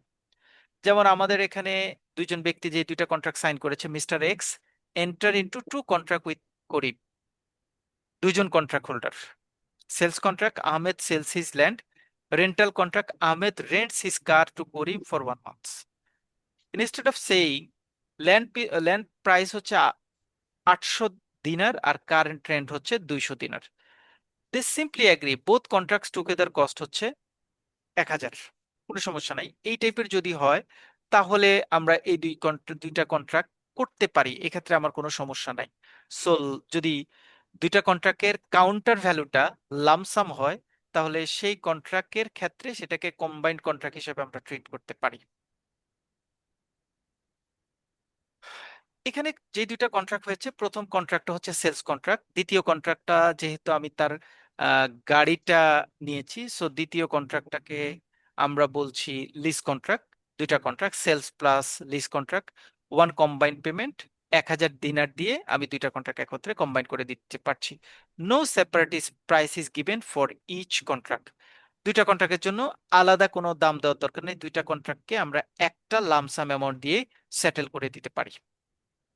আপনার লাইনটার যদি মানে রিড বিটুইন দ্য লাইন যদি আপনি চিন্তা করতে চান যে এটা আসলে কি বলতে চেয়েছে লাইনটা, লাইনটা কি বলতে চেয়েছে আমি দুইজন ব্যক্তির সাথে দুইটা কন্ট্রাক্ট করলাম, একটা কন্ট্রাক্ট হলো $800, আরেকজন ব্যক্তির সাথে আরেকটা কন্ট্রাক্ট করলাম হচ্ছে $500। সো একদিক ধরেন এক্স ওয়াই সাথে একটা কন্ট্রাক্ট করলো, এক্স জেড এর সাথে একটা কন্ট্রাক্ট করলো। এক্স ওয়াই এর সাথে যে কন্ট্রাক্টটা করেছে সেই কন্ট্রাক্টটার ভ্যালু হচ্ছে $800, এক্স জেড এর সাথে যে কন্ট্রাক্টটা করেছে সেইটার ভ্যালু হচ্ছে $500। লামসাম অ্যামাউন্ট মানে হচ্ছে যে কোনো একটা অ্যামাউন্ট, যে কোনো একটা অ্যামাউন্ট, এটা ফিক্স না, যে কোনো একটা অ্যামাউন্ট। তাহলে এই দুইটা কন্ট্রাক্টকে কি আমি কম্বাইন্ড কন্ট্রাক্ট বলতে পারবো? না, কম্বাইন্ড কন্ট্রাক্ট কিন্তু আমাকে এই দুইটা কন্ট্রাক্টকে কম্বাইন্ড কন্ট্রাক্ট বলে নাই, আমাকে কম্বাইন্ড কন্ট্রাক্ট বলেছে যে আমি দুইটা কন্ট্রাক্ট একটার কাউন্টারে আরেকটা কন্ট্রাক্ট ক্রিয়েট করলাম এবং এই দুইটা কন্ট্রাক্টের যে অ্যামাউন্টটা সেইটা একটা single, this one is important, single lump sum counter value দিয়ে আমি কমপ্লিট করে ফেললাম। মানে দুইটা কন্ট্রাক্টেরই ভ্যালুটাকে একটা সিঙ্গেল ভ্যালু দিয়ে আমি ডেমনস্ট্রেটেড করলে সেই ইস্যুটাকে আমরা কম্বাইন্ড কন্ট্রাক্টের ফিচারের মধ্যে ফেলতে পারি। সিঙ্গেল ওয়ার্ডটা হচ্ছে আপনাদের ট্রু অর ফলস অথবা মানে ম্যাটিকুলাস স্ক্রুটিনির main word. Single lump sum amount, দুইটা কন্ট্রাক্টই একটা লামসাম অ্যামাউন্ট দিয়ে কাভার হলে সেটাকে আমরা কম্বাইন্ড কন্ট্রাক্ট বলতে পারি। দুইটা কন্ট্রাক্ট হলো আলাদা আলাদা ভ্যালু, সেই দুইটা কন্ট্রাক্টে আমি কম্বাইন করলাম উপরের যে চারটা ফিচার আছে সেই চারটা দিয়ে, তাহলে সেটা তো হলোই কম্বাইন্ড কন্ট্রাক্ট, সেটা ক্ষেত্রে তো আমার কোনো সমস্যাই নাই। সিঙ্গেল লামসাম ভ্যালু যদি দুইটা কন্ট্রাক্টের ভ্যালুটাকে যদি একটা সিঙ্গেল অ্যামাউন্টে নিয়ে আসি তাহলে কি সেটাকে আমি কম্বাইন্ড কন্ট্রাক্ট বলতে পারবো? হ্যাঁ, 2 to 1 সেই পয়েন্টটাকে বলেছে যে হ্যাঁ সেটাকেও আমি কম্বাইন্ড কন্ট্রাক্ট বলতে পারবো। 2 to 2 combined contracts may be concluded for separate value, এটা অলরেডি আমি আগেরটা বলেছি। এক্স ওয়াই এর সাথে করেছে $500, এক্স জেড এর সাথে করেছে $800, সো দুইটা কন্ট্রাক্ট ভ্যালু আলাদা, কোনো কারণে এই দুইটা কন্ট্রাক্টকে আমি কম্বাইন করলাম তাহলে they are combined contract. Some of the combined contract may be stipulated as conditioned in the other contract. কখনো কখনো এমন হতে পারে যে কিছু কিছু কম্বাইন্ড কন্ট্রাক্টের ক্ষেত্রে আদার কন্ট্রাক্টের একটা রেফারেন্স কন্ট্রাক্টকে অ্যাডেড করে দিতে পারে, সেটাও আমি কম্বাইন্ড কন্ট্রাক্টের ফর্মে ফেলতে পারবো। নিচের লাইনটুকু আহ, বলেছে যেভাবে, আমরা এটাকে যদি এক্সাম্পলে নেই, এটা হচ্ছে একটু ইজি এক্সাম্পল দেই। Sometimes two contract are link together where one contract will only happen if the other contract is also accepted.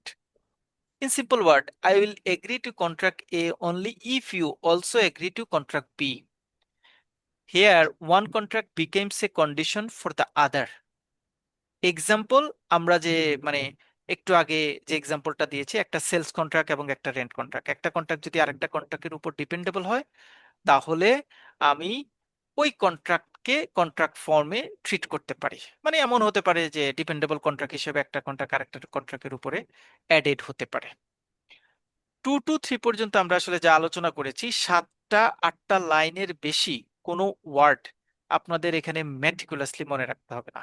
যেমন এই লাইনটা যদি মনে করেন যে ভাই আমি মনে রাখতে চাচ্ছি না, নো ইস্যুস। আপনি যদি মনে করেন যে ভাইয়া এই লাইনটা আমি মনে করতে চাচ্ছি না, নো ইস্যুস, মানে আমার কোনো সমস্যা নেই, কারণ নর্মাল সিভিক সেন্স অ্যাপ্লাই করলে এই দুইটা জিনিসকে আপনি কম্বাইন্ড কন্ট্রাক্ট বলে ফেলবেন। কারণ একটা কন্ট্রাক্টের উপর আরেকটা কন্ট্রাক্ট ডিপেন্ডেবল হতে পারে, এবং সেটাকে আমরা কম্বাইন্ড কন্ট্রাক্ট বলেছি আগের প্যারাতে অলরেডি। আমি শুধু 2.221 222 223 এর মধ্যে ইম্পর্টেন্ট ওয়ার্ড হিসেবে সিঙ্গেল ওয়ার্ডটাকে শুধুমাত্র হাইলাইট করছি। This one is meticulously important for you. 224. Combined contracts may take the form of an exhaustive contractual statement comparing a number of successive parts and stages. It is important. Which finally lead to realization of the desire of the two parties to conclude the deal in questions. It important. It important. আমরা একটু লাইনটাকে আবার একটু ভেঙে পড়ি। Combined contracts may take the form of an exhaustive contractual statement comprising a number of successive parts and stages. কোন একটা contract এমন হতে পারে, এই লাইনটা তো আপনাদের বইয়ের ভাষা, হ্যাঁ, স্মার্ট ভাষা। এই লাইনটাকে আসান ভাষায় বা আমাদের ভাষায় একটু নিজের মতো করে যদি বলি, তাহলে এটা আসলে বলার চেষ্টা করেছে এরকম: sometimes a transaction is not completed in one single contract. কোনো একটা ট্রানজেকশন এমন হতে পারে যে একটা সিঙ্গেল কন্ট্রাক্ট দিয়ে আসলে সেই ট্রানজেকশনটা বাই নেচার হচ্ছে না। Instead, it is made up of several contracts or stage, and each stage leads to the final goal agreed by the both party. এই যে আলাদা আলাদা স্টেজের কাজ, সবাই জানে যে এই কন্ট্রাক্টটা করতে গেলে এই স্টেজগুলি পার হয়ে আসতে হবে। সো এই স্টেজগুলি পার হয়ে এসে ফাইনাল কন্ট্রাক্ট হবে, এবং প্রত্যেকটা স্টেজে আলাদা আলাদা আলাদা আলাদা করে কয়েকটা পার্টি থাকতে পারে বা কয়েকটা কাজ থাকতে পারে, এবং যেই দুইটা পার্টি এই এগ্রিমেন্টটা করবে সেই দুইটা পার্টি এই ইস্যুসটা জানে। সো এই ইস্যুসটা যদি জানে, তাহলে দুইটা পার্টি আসলে কি করার চেষ্টা করবে যে, ধরেন এই combined contract can consist of several connected contracts carried out one after another to achieve on final objectives. Final কন্ট্রাক্টের ফুলফিলনেসটা ডিপেন্ড করবে একাধিক সাকসেসিভ প্রিভিয়াস কন্ট্রাক্টের উপর। যেমন ইজারা মুনতাহিয়া বিত্তামলিক, কারণ এখানে আপনাদের তিনটে এক্সাম্পল দিয়েছে: ইজারা মুনতাহিয়া বিত্তামলিক, মুরাবাহা ডিমোনিশিং মুরাবাহা। এখানে কিন্তু আমরা তিনটে এক্সাম্পলই মোটামুটি টাচ করেছি। একটা হচ্ছে এই কন্ডিশনটা ইজারা মুনতাহিয়া বিত্তামলিক দিয়ে কিভাবে কমপ্লাই করবে। ইজারা মুনতাহিয়া বিত্তামলিক মানে হচ্ছে আমি একটা জমি লিজ নিয়েছি, অথবা আমি একটা কার নিয়েছি। এখানে আমি বলেছি যে ব্যাংক থেকে একটা কার নিয়েছি। আমি bank leases the car to the customer. After all lease payment, সকল পেমেন্ট দেওয়ার পরে ওনারশিপ ট্রান্সফার হলো, অর্থাৎ ব্যাংক সেই কারটার মালিক হলো। এটা হচ্ছে ইজারা মুনতাহিয়া বিত্তামলিক। তাহলে একটা কার কেনার জন্য 60টা ইনস্টলমেন্ট আছে। প্রত্যেকটা ইনস্টলমেন্টের ক্ষেত্রে আলাদা আলাদা করে বায়ার এবং সেলারের মধ্যে তারা জানে যে এই কন্ট্রাক্ট আমি সাইন করছি বা এই ইনস্টলমেন্টটা দিচ্ছি, বাট আলটিমেট গোল হচ্ছে এই কারটা আমি ওনার কাছ থেকে কিনবো। এটা তো 60টা ইনস্টলমেন্ট আলাদা আলাদা সাকসেসিভ ইচ স্টেজ কমপ্লাই করছে ফাইনালি ইজারা মুনতাহিয়া বিত তামলিকের মাধ্যমে সেই গাড়িটা ব্যাংকের কাছ থেকে সেলারের কাছে চলে যাওয়া। Here the several stage are executed. প্রথমে পারচেস করেছে কে? ব্যাংক। পারচেস করেছে ব্যাংক। ব্যাংক সেটা কি করেছে? লিজ দিয়েছে। কাকে লিজ দিয়েছে? যিনি অরিজিনাল গাড়িটা কিনতে চান তাকে। যিনি গাড়িটা কিনতে চান তিনি গাড়িটা লিজ নিয়েছে। লিজ নেওয়ার পরে তিনি খুব ভালো করে জানেন যে ইনস্টলমেন্টটা আমার বেশি বেশি দেওয়া হচ্ছে, ইন ফিউচারের কমপ্লিট ইনস্টলমেন্ট হলে এই গাড়িটা আমার হয়ে যাবে। সো আলটিমেট কন্ট্রাক্টটা হচ্ছে দুজন একটা গাড়ি বাই সেল করবে, বাট স্টেজ হচ্ছে তিনটা। প্রথমে গাড়িটা ব্যাংক পারচেস করেছে, দ্বিতীয়তে গাড়িটা ব্যাংক সেলারকে লিজ দিয়েছে, and very final stage seller সেই গাড়িটা ব্যাংকারের কাছ থেকে মালিকানা প্রাপ্ত হয়েছে, যেটাকে আমরা ট্রান্সফার অফ ওনারশিপ বলছি। সো তিনটা স্টেজ কম্বাইন করে একটা গাড়ি ক্রয় বিক্রয় হওয়ার যে কন্ট্রাক্ট, সেই কন্ট্রাক্টকে আমরা এই স্টেজে কম্বাইন্ড কন্ট্রাক্ট হিসেবে ট্রিট করতে পারবো। কারণ এখানে তিনটা কন্ট্রাক্ট, পারচেসের ক্ষেত্রে একটা কন্ট্রাক্ট হয়েছে, এইখানে একটা কন্ট্রাক্ট হয়েছে, তারপরে ট্রান্সফার অফ ওনারশিপ আর একটা কন্ট্রাক্ট হয়েছে। তিনটা কন্ট্রাক্টকে আমরা একত্রে কম্বাইন্ড কন্ট্রাক্ট বলতে পারি। সেম ওয়েতে মুরাবাহা এবং মুরাবাহা এবং ডিমোলিশিং মুশারাকার এখানে আমরা এক্সাম্পল দিচ্ছি। এই দুইটা এক্সাম্পল আপনারা নিজেরা পড়ে নেবেন।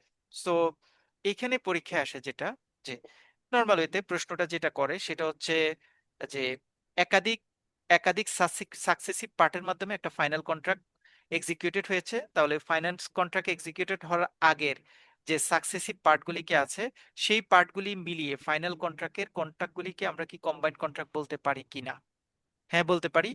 এই ধরনের কন্ট্রাক্ট সাধারণত ইসলামিক ফাইন্যান্সিয়াল অ্যাক্টিভিটিতে কোন কোন মেকানিজমের মাধ্যমে হতে পারে? একটা, দুইটা, তিনটা, জাহালা অন্য একটা কন্ট্রাক্ট বলে দিল, অথবা আদার অন্য কন্ট্রাক্ট বলে দিল, তখন আপনাকে অ্যান্সার করতে হবে ওই কন্ট্রাক্টটা। পরীক্ষায় প্রশ্নটা আসবে এরকম। সো এখানকার তিনটে এক্সাম্পল কিন্তু আপনার জন্য ইম্পর্টেন্ট। এটা এটা পরীক্ষার জন্য important. We are discussing about point number 3, Sharia status of combining of contract. This point is important for you. কারণ এখানে আমরা আসলে কম্বাইন্ড কন্ট্রাক্টের পারমিজেবিলিটি এবং রেস্ট্রিকশনস নিয়ে আলোচনা করব। It is permissible in Sharia to combine more than one contract in one set without imposing one contract as a condition in the other, and provided that each contract is permissible on its own. Combining contract in this matter is acceptable unless it encounters a Sharia restriction that entails its prohibition on exceptional basis. প্রথম কথা হচ্ছে যে আমি একাধিক কন্ট্রাক্টকে একত্রে cover করতে চাচ্ছি। সে আমি এই জায়গাটাতে আসবো, এক্সাম্পলটা আগে বলে আসি। এক্সাম্পলটা আমরা আসলে বলার চেষ্টা করছি, two or more valid contract can be combined in one deal. আমরা সবাই জানি, বাট এখানে ভ্যালিড ওয়ার্ডটা খুব জরুরি, কারণ ভ্যালিড ওয়ার্ডটা আসলে পারমিজেবল ওয়ার্ডের সাথে নিয়ে আসছে। As long as each contract is independent and sharia allows that, এবং শরিয়া অ্যালাউ থাকতে হবে। একটা কন্ট্রাক্ট আরেকটা কন্ট্রাক্টের উপর ইন্ডিপেন্ডেন্ট থাকতে পারবে না, একটা সবগুলি কন্ট্রাক্ট ইন্ডিপেন্ডেন্ট থাকবে। এই সিচুয়েশন যদি হয় তাহলে ওই কন্ট্রাক্টগুলি পারমিসিবল হবে। Two or more valid contract can be combined in one deal. একাধিক ভ্যালিড মানে বৈধ কন্ট্রাক্টকে আমি কম্বাইন্ড কন্ট্রাক্টে ডিলে নিয়ে আসতে পারি, as long as each contract is independent, প্রত্যেকটা কন্ট্রাক্ট আলাদা থাকবে এবং শরিয়ার দিক থেকে সেই সকল কন্ট্রাক্টের উপর কোনো ধরনের প্রহিবিশন বা রেস্ট্রিকশন থাকবে না। Ali agrees with Hassan to sell his laptop এত and rent his printer for 1 month for এত. Both agreements are made at the same time, but the sale does not depend on the rental. The rental does not depend on the sale. Both contracts are valid on their own. Therefore, this combination is permissible in Sharia. এতটুকু নিয়ে আমার কোনো অসুবিধা নাই, এতটুকু আমি আপনি দুজনে বলছি। একাধিক কন্ট্রাক্ট, ওই কন্ট্রাক্টগুলি নিজস্ব লাইনে শরিয়া বহির্ভূত, একটা কন্ট্রাক্ট আরেকটা কন্ট্রাক্টের উপর ডিপেন্ডেবল না, এই টাইপের কন্ট্রাক্টগুলি যদি কম্বাইন করি তাহলে সেটাকে কি শরিয়া পারমিসিবল বলবো? আমরা সবাই হাত তুলবো যে হ্যাঁ, এতে তো কোনো সমস্যা নাই, শরিয়া অ্যালাউ করেছে ইন্ডিপেন্ডেন্ট কন্ট্রাক্ট, এবং এই কন্ট্রাক্টগুলিতে কোনো ধরনের কোনো ঝামেলা নাই, তাহলে তো এটাকে তো আমি কম্বাইন্ড কন্ট্রাক্ট হিসেবে ট্রিট করতে পারি, নো ইস্যুস। ইস্যু হচ্ছে সেকেন্ড পার্টে, combining contract in this manner is acceptable. উপরের জায়গাটা অ্যাকসেপ্টেবল আনলেস, যদি না ইট এনকাউন্টার্স, যদি না এটা সম্মুখীন হয় a Sharia restriction that entails its prohibition on exceptional basis. Ali says, I will sell you my laptop only if you rent my printer. Here the sale condition on the rental. So আমি laptop sell করব, condition হচ্ছে তোমার প্রিন্টারটা আমাকে ভাড়া দিতে হবে। So the contracts are linked by a condition. Whether this is permissible depends on the specific Sharia ruling for that types of agreement. ওই টাইপস অফ এগ্রিমেন্টের ক্ষেত্রে যদি এক্সেপশনালি মনে হয় যে না, এই কন্ট্রাক্টটা একটা আরেকটার উপর ডিপেন্ডেবল হলেও তারা এটাতে রাজি হয়েছে, দুইজনের মধ্যে কোনো সমস্যা নাই, তারা কন্ট্রাক্ট সাইন করেছে, তাহলে শরিয়ার দিক থেকে সেরকম কোনো সমস্যা নাই, যদি এক্সেপশনাল বেসিস হয়। বাট যদি এরকম হয় যে দুইটা কন্ট্রাক্ট, একটা কন্ট্রাক্ট আরেকটার উপর কম্বিনেশন দিয়ে দিলাম আমি। যেমন আমি ওই সোফার একটা বলেছিলাম, আমি সোফা কিনতে গিয়েছি, আমি বললাম যে আমি তো আসলে কফি টেবিল নিতে চাচ্ছি না। এখন সেলার বলল যে কফি টেবিল না নিলে আমি আবার সোফা বিক্রি করব না। তাহলে এই সিচুয়েশনে আমি সোফা কিনতে চাচ্ছি শুধু, আর তিনি সেল করতে চাচ্ছেন সোফা এবং সোফা এবং কফি টেবিল একসাথে। তাহলে আমাদের দুজনের মধ্যকার কন্ট্রাক্টটা কিন্তু এখানে এক্সিকিউটেড প্রপার ওয়েতে হচ্ছে না, কারণ আমার অফার এবং তার একসেপ্টেন্স সিমিলার হচ্ছে না, কোনো একটা মিসম্যাচ হচ্ছে। এই টাইপের যদি কোনো মিসম্যাচ হয়, তাহলে সেই ধরনের কন্ট্রাক্টকে কিন্তু কম্বাইন্ড কন্ট্রাক্ট হিসেবে ট্রিট করতে পারবো না। একটা আরেকটার উপর ডিপেন্ডেবল হলো, বাট যেই পার্টিরা সেই কন্ট্রাক্ট এক্সিকিউট করছে, যে পার্টিস দ্বয় ত্রয়, তারা যদি এটা মেনে নেয় তাহলে কোনো সমস্যা নাই। যদি না মানে, তাহলে ওই টাইপের কন্ট্রাক্টকে আমি যদি বলি যে এটা শরিয়া অ্যাকসেপ্টেবল, আমি ডেফিনেটলি তখন বলবো যে না, এটা শরিয়া অ্যাকসেপ্টেবল হবে না।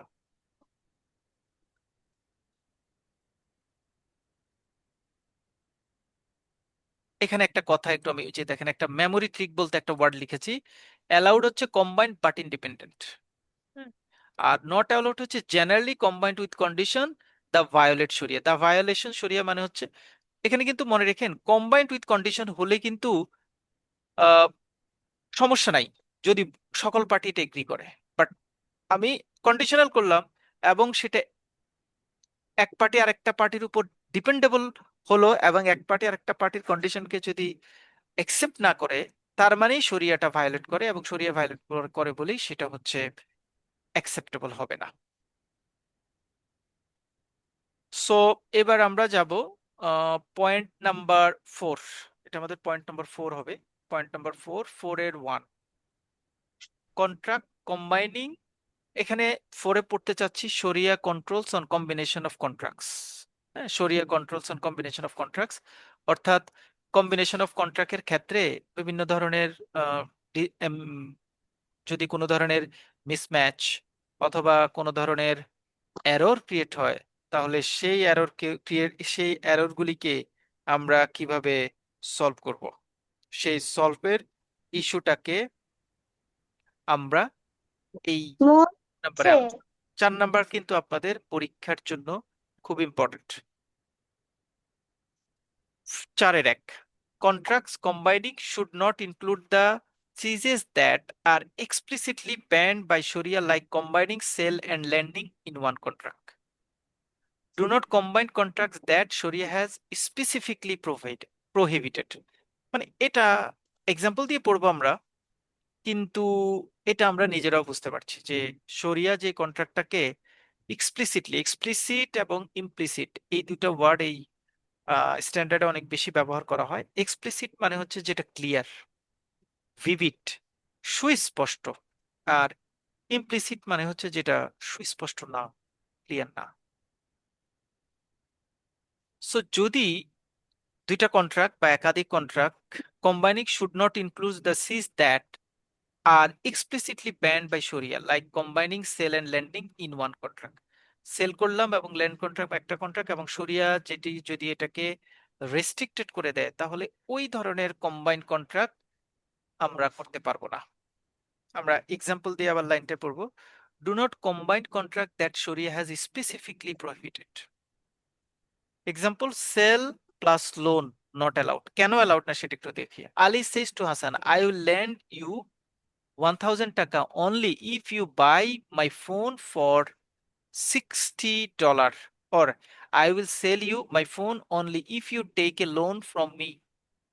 আমি তোমার কাছে এই 1000 টাকা দিব, তোমাকে আমি 1000 টাকা দিব যদি তুমি আমার এই ফোনটা বাই করো। তাহলে আমি আসলে আপনার ঘাড়ে পিস্তল ঠেকিয়ে আপনাকে টাকাটা দিচ্ছি। সেম একই রকম, I will sell you my phone only if you take a loan from me.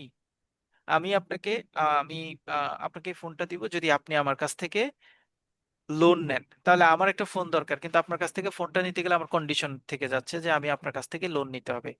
Here the sale and the loan are link together in one agreement.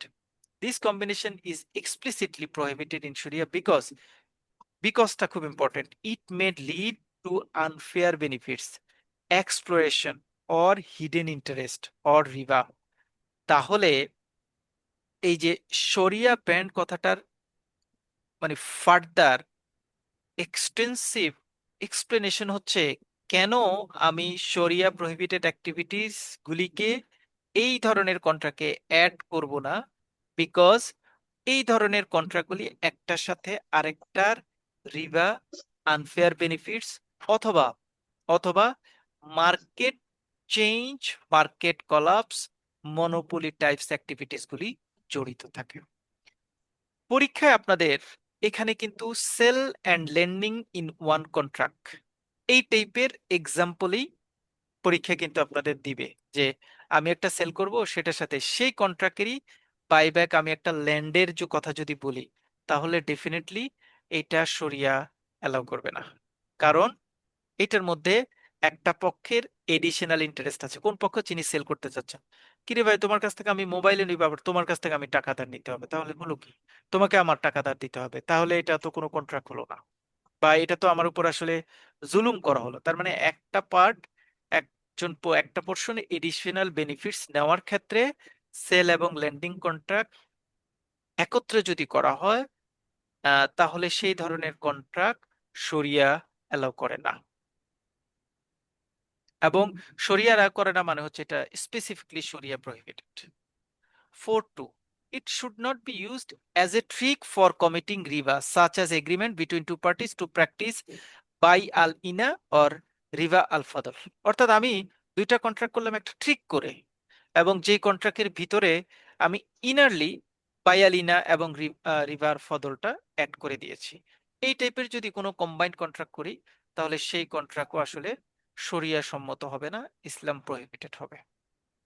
এখানে দুইটা জিনিস আমরা, যদিও আপনারা পড়ে আসার কথা, বায়ালিনা এবং রিভার ফদল, আমরা এই দুইটা এক্সাম্পল দিয়ে জায়গাটা একটু ক্লিয়ার করবো, যে হোয়াট ইজ বায়ালিনা এন্ড হোয়াট ইজ রিভা আর ফদল। আপনারা মানে আমার কিন্তু ছোট আর্টিকেল, আমি চাইলে এটাকে 10 পেজে নিয়ে আসতে পারতাম, অথবা 5 পেজে করতে পারতাম।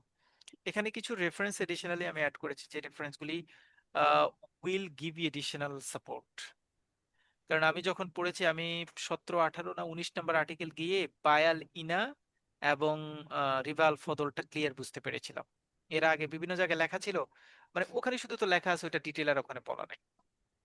বাট আমরা আর্টিকেলের সাথে যে ওয়ার্ডটা জড়িত সেই ওয়ার্ডটাকে একটু এক্সপ্লেন করার চেষ্টা করেছি আপনাদের সুবিধার জন্য। So bowel Ina, what does it মিন? প্রথমত, যদি কোনো কম্বাইন্ড কন্ট্রাক্টের ভিতরে বায়াল ইনা ইনডাইরেক্টলি অথবা ডিরেক্টলি কম্বাইন্ড থাকে, তাহলে সেই কম্বাইন্ড কন্ট্রাক্টটা শরিয়া সম্মত হবে না। কোনো কম্বাইন্ড কন্ট্রাক্টের ভিতরে ট্রিক হিসেবে ডিরেক্টলি অথবা ইনডিরেক্টলি যদি রিভাল ফদল ইনভলভ থাকে, তাহলে সেই কন্ট্রাক্টটা ভ্যালিড কন্ট্রাক্ট হবে না। আমরা জানি বায়ালিনা এবং রিভাল ফদল দুইটাই ইসলামী শরিয়ার দিক থেকে প্রহিবিটেড। এখন বায়ালিনা কম্বাইন্ড কন্ট্রাক্টের ক্ষেত্রে কিভাবে এক্সিকিউট হতে পারে? যেমন Ali sells a laptop to Hasan for $1,200 on deferral different payment মানে হচ্ছে বাকিতে। হাসানকে বললো যে তোমাকে আমি একটা ল্যাপটপ দিচ্ছি, তুমি আমাকে 3 মাস পরে পেমেন্ট দিও। Immediately afterward Ali buys the same laptop back from Hasan for 100 in cash. তাহলে ঘটনাটা দেখেন, ইন্টারেস্টিং ঘটনা। আলী হাসানকে বললো যে তুমি আমার কাছ থেকে এই ল্যাপটপটা নাও, তুমি আমাকে 3 মাস পরে আমাকে 1200 টাকা দিও। ওকে, ঠিক আছে, 1200 টাকা দিব। কন্ট্রাক্ট সাইন হলো, আমি 3 মাস পর 1200 টাকা দিব, আমি ল্যাপটপটা নিয়ে আসছি। বিকেল বেলায় আবার মিস্টার আলী আমাকে বলল যে তোমার কাছে, যে তুমি তো আমার কাছ থেকে ল্যাপটপ কিনে নিছো 3 মাস পরে দিবা, তো তুমি আমাকে ল্যাপটপটা এখন 1,000 টাকা আমার কাছে বিক্রি করে ফেলো। 1,000 টাকায় তুমি আমার কাছে ল্যাপটপটা বিক্রি করে ফেলো। তাহলে 1,000 টাকা যদি এখন ল্যাপটপ বিক্রি করি, এটার পিছনে আসলে ঘটনাটা দাঁড়াবে কি? আমি 1,000 টাকা এখন হাসানকে দিয়ে দিলাম। আমি আসলে ইনডাইরেক্টলি এটার পিছনে মিন করেছি যে এই যে আমি তোমাকে এই এখন 1,000 টাকা দিচ্ছি, 3 মাস পরে ল্যাপটপের দাম বাবদ তুমি আমাকে 1,200 টাকা দিবা, মানে 200 টাকা ইন্টারেস্ট তুমি আমাদেরকে দিবে, যেহেতু এটার ভিতরে ইনডাইরেক্টলি ইন্টারেস্টটা ইনভলভ। তোমার ক্লাস হইতেছে class. That's why it is called bai al inah, যেহেতু এটার সাথে ইন্টারেস্ট ইনভলভ। দেখেন, হাসান গেটস 1000 ক্যাশ রাইট নাও।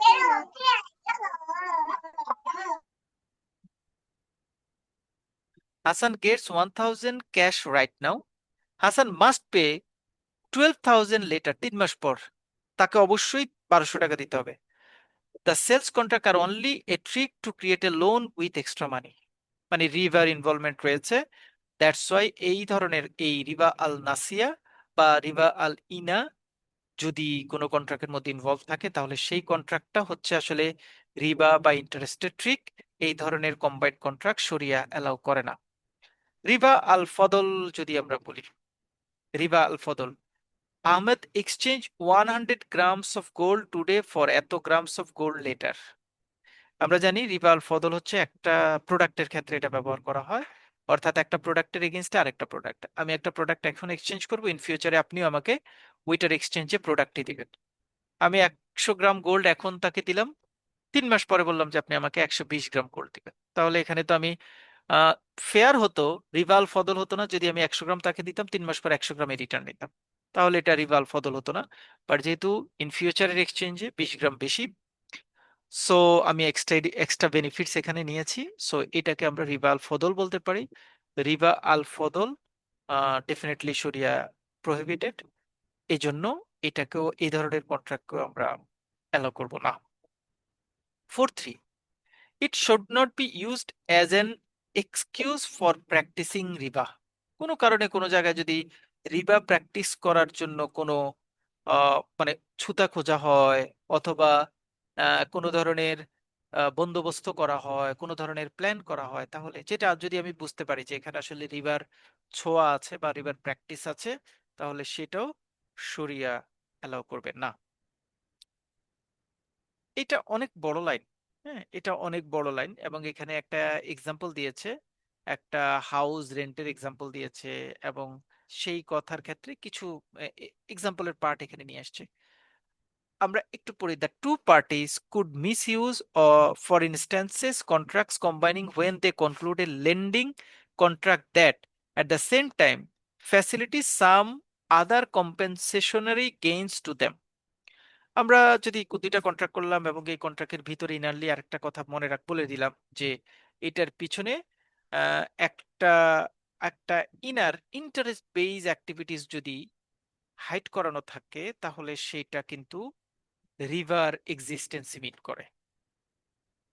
যেমন আমরা যদি এক্সাম্পল পড়ি, do not combine A loan with another agreement if the purpose is give the lender any extra benefits. যেমন ফ্রি অ্যাকোমোডেশনের ক্ষেত্রে ফ্রি অ্যাকোমোডেশনটা কখনো অ্যালাউ না। ফ্রি অ্যাকোমোডেশনটা কেন অ্যালাউ না দেখেন, Ali lends Hasan $5,000, at the same time Ali says you must let me stay in your house for free until you repay the loan। Free accommodation নিচ্ছি আমি, মানে আমি আপনার হাউসটা নিব, আমি আপনাকে 5,000 টাকা ধার দিব, কিন্তু এই ধারটা শোধ করার আগ পর্যন্ত আপনি আমাকে আপনার বাসায় থাকতে দিতে হবে ফ্রিতে। Here the lender received an extra benefits, যদিও টাকা না, বাট একটা সার্ভিস, এক্সট্রা বেনিফিটস নিচ্ছে বিকজ অফ দ্য লোন। এই ধরনের এই ধরনের অ্যাক্টিভিটিস শরিয়া অ্যালাউ করে না। So extra benefits either it financial or monetary value or other event base activities, যাই হোক না কেন, এই ধরনের অ্যাক্টিভিটিস যদি কোনো এক্সট্রা গেইন যদি কোনো কন্ট্রাক্টের ভিতরে অ্যাডেড থাকে, তাহলে সেই ধরনের কন্ট্রাক্ট শরিয়া অ্যালাউ করে না।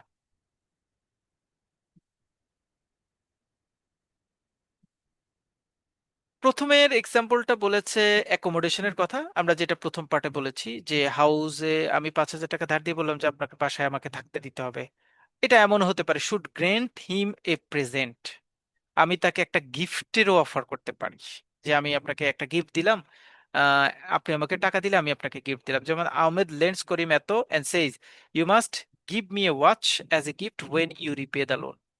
তার মানে আমি 1,000 টাকা তাকে লোন দিয়েছি এবং 1,000 টাকা ফেরত নিচ্ছি, কিন্তু বলেছি যে 1,000 টাকা ফেরত দেওয়ার সময় এটার সাথে তুমি আমাকে একটা ঘড়ি গিফট করতে হবে।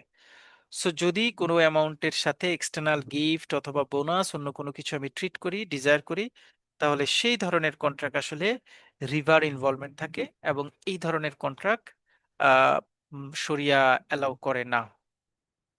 4.4, combined contract should not reveal disparity or contradiction with regard to their underlying ruling and ultimate goals. আমরা অনেক সময় বিভিন্ন ধরনের কন্ট্রাডিক্টরি ইস্যুস নিয়ে কাজ করি। ধরেন আমি একটা একটা কন্ট্রাক্ট করলাম, এবং এই কন্ট্রাক্টটা এই কন্ট্রাক্টটা কিছু ইনফরমেশন রিভিল হয় না। রিভিল মানে হচ্ছে প্রকাশ হয়নি, আর মানে হিডেন অবস্থায় থেকে গেছে। যেই হিডেন ইস্যুসগুলি আসলে ইন ফিউচারে দেখা গেল যে আমার যেই গোলে আমি কন্ট্রাক্টটা ক্রিয়েট করেছি সেই গোলটাকে নষ্ট করে দিচ্ছে। এই টাইপের ইস্যুস যদি কোনো কন্ট্রাক্টে দেখা যায়, তাহলে সেই কন্ট্রাক্ট আমরা শরীয়সম্মত কন্ট্রাক্ট বা কম্বাইন্ড কন্ট্রাক্ট হিসেবে ট্রিট করব না।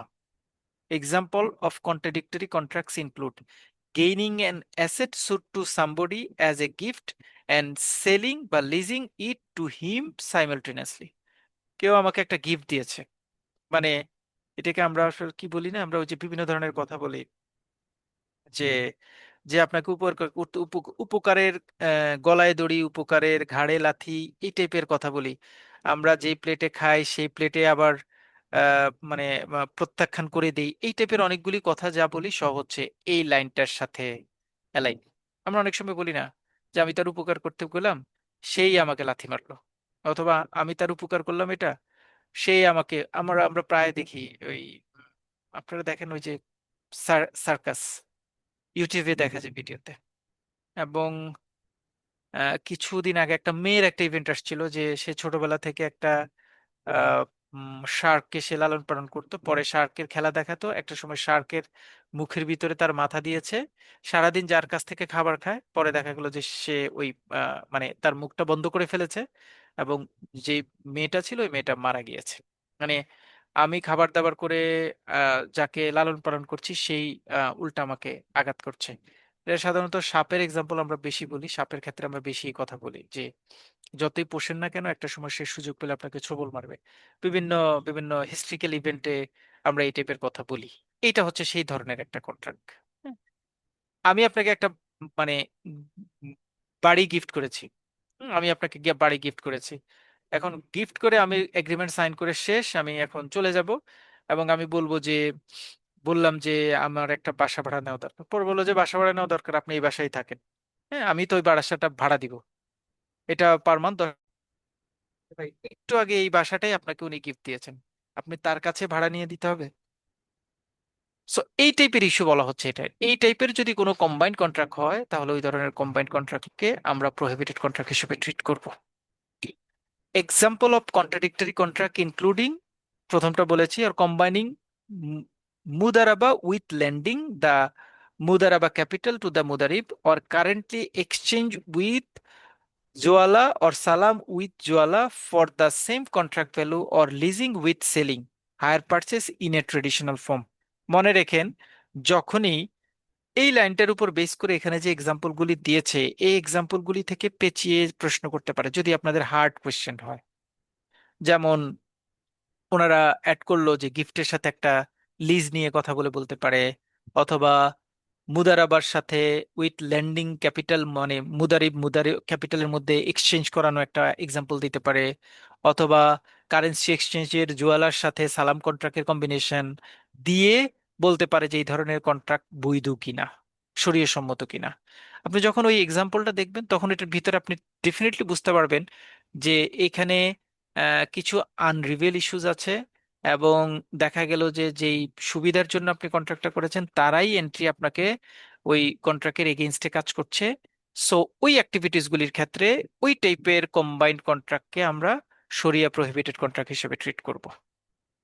যেমন combined contract should not contain two contracts that contradict each other.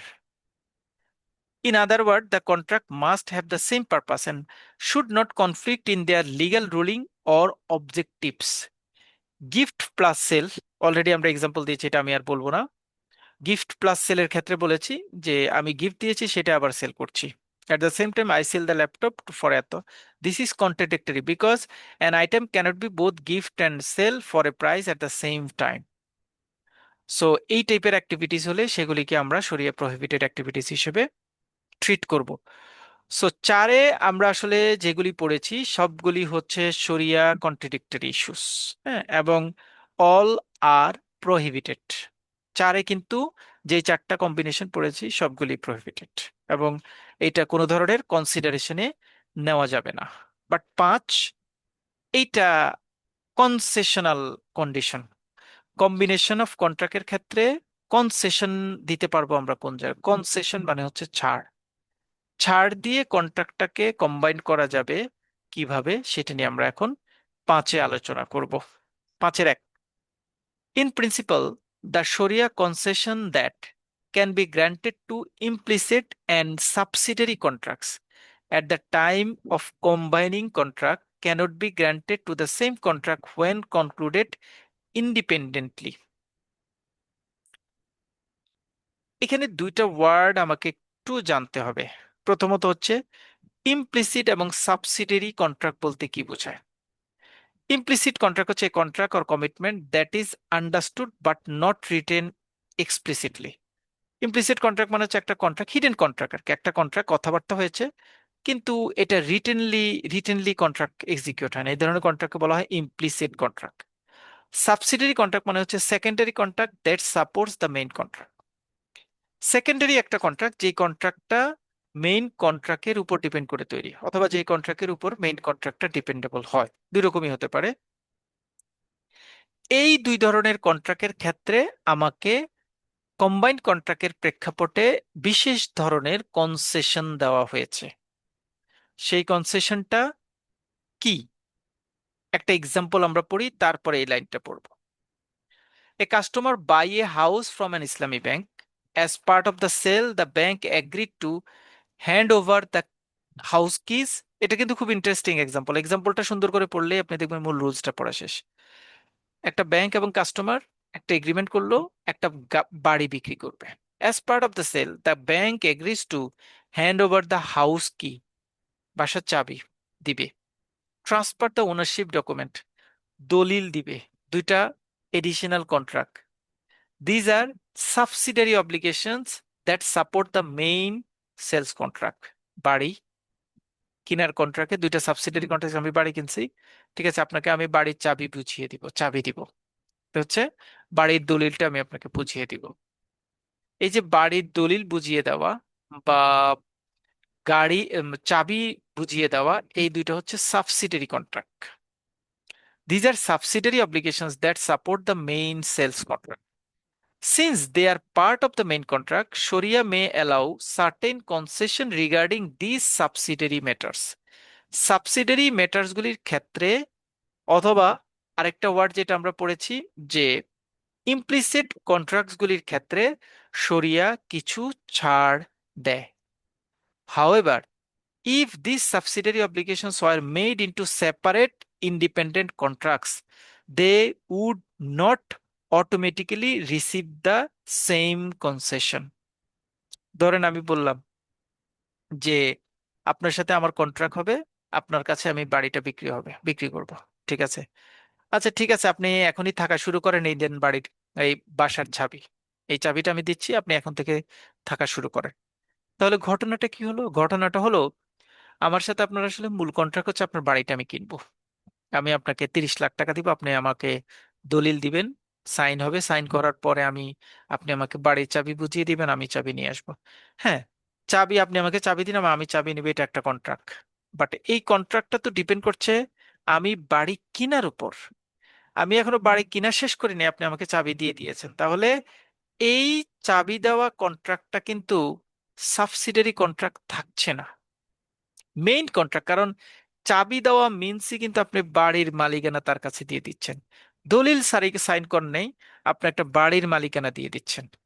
তাহলে ওই সাবসিডিয়ারি কন্ট্রাক্টটা মেইন কন্ট্রাক্ট হয়ে যাচ্ছে। কোনো একটা মেইন কন্ট্রাক্টের এক্সিকিউশনের জন্য এটার ভিতরের কোনো ইমপ্লিসিট কন্ট্রাক্ট অথবা সাবসিডিয়ারি কন্ট্রাক্ট যদি থাকে, সেই কন্ট্রাক্টগুলির এক্সিকিউশনের ক্ষেত্রে যদি কোনো ধরনের অ্যাবনর্মালিটি থেকে থাকে বা হয়, মূল কন্ট্রাক্টের কন্ডিশন যদি ব্রিচ না হয়, তাহলে শরিয়া বলছে সেই ধরনের ইমপ্লিসিট বা সাবসিডি কন্ট্রাক্টের ওই লুফল্টগুলি একসেপ্ট করা যেতে পারে। কোনো সমস্যা নাই, ওই লুফল্টগুলি একসেপ্ট করা যেতে পারে।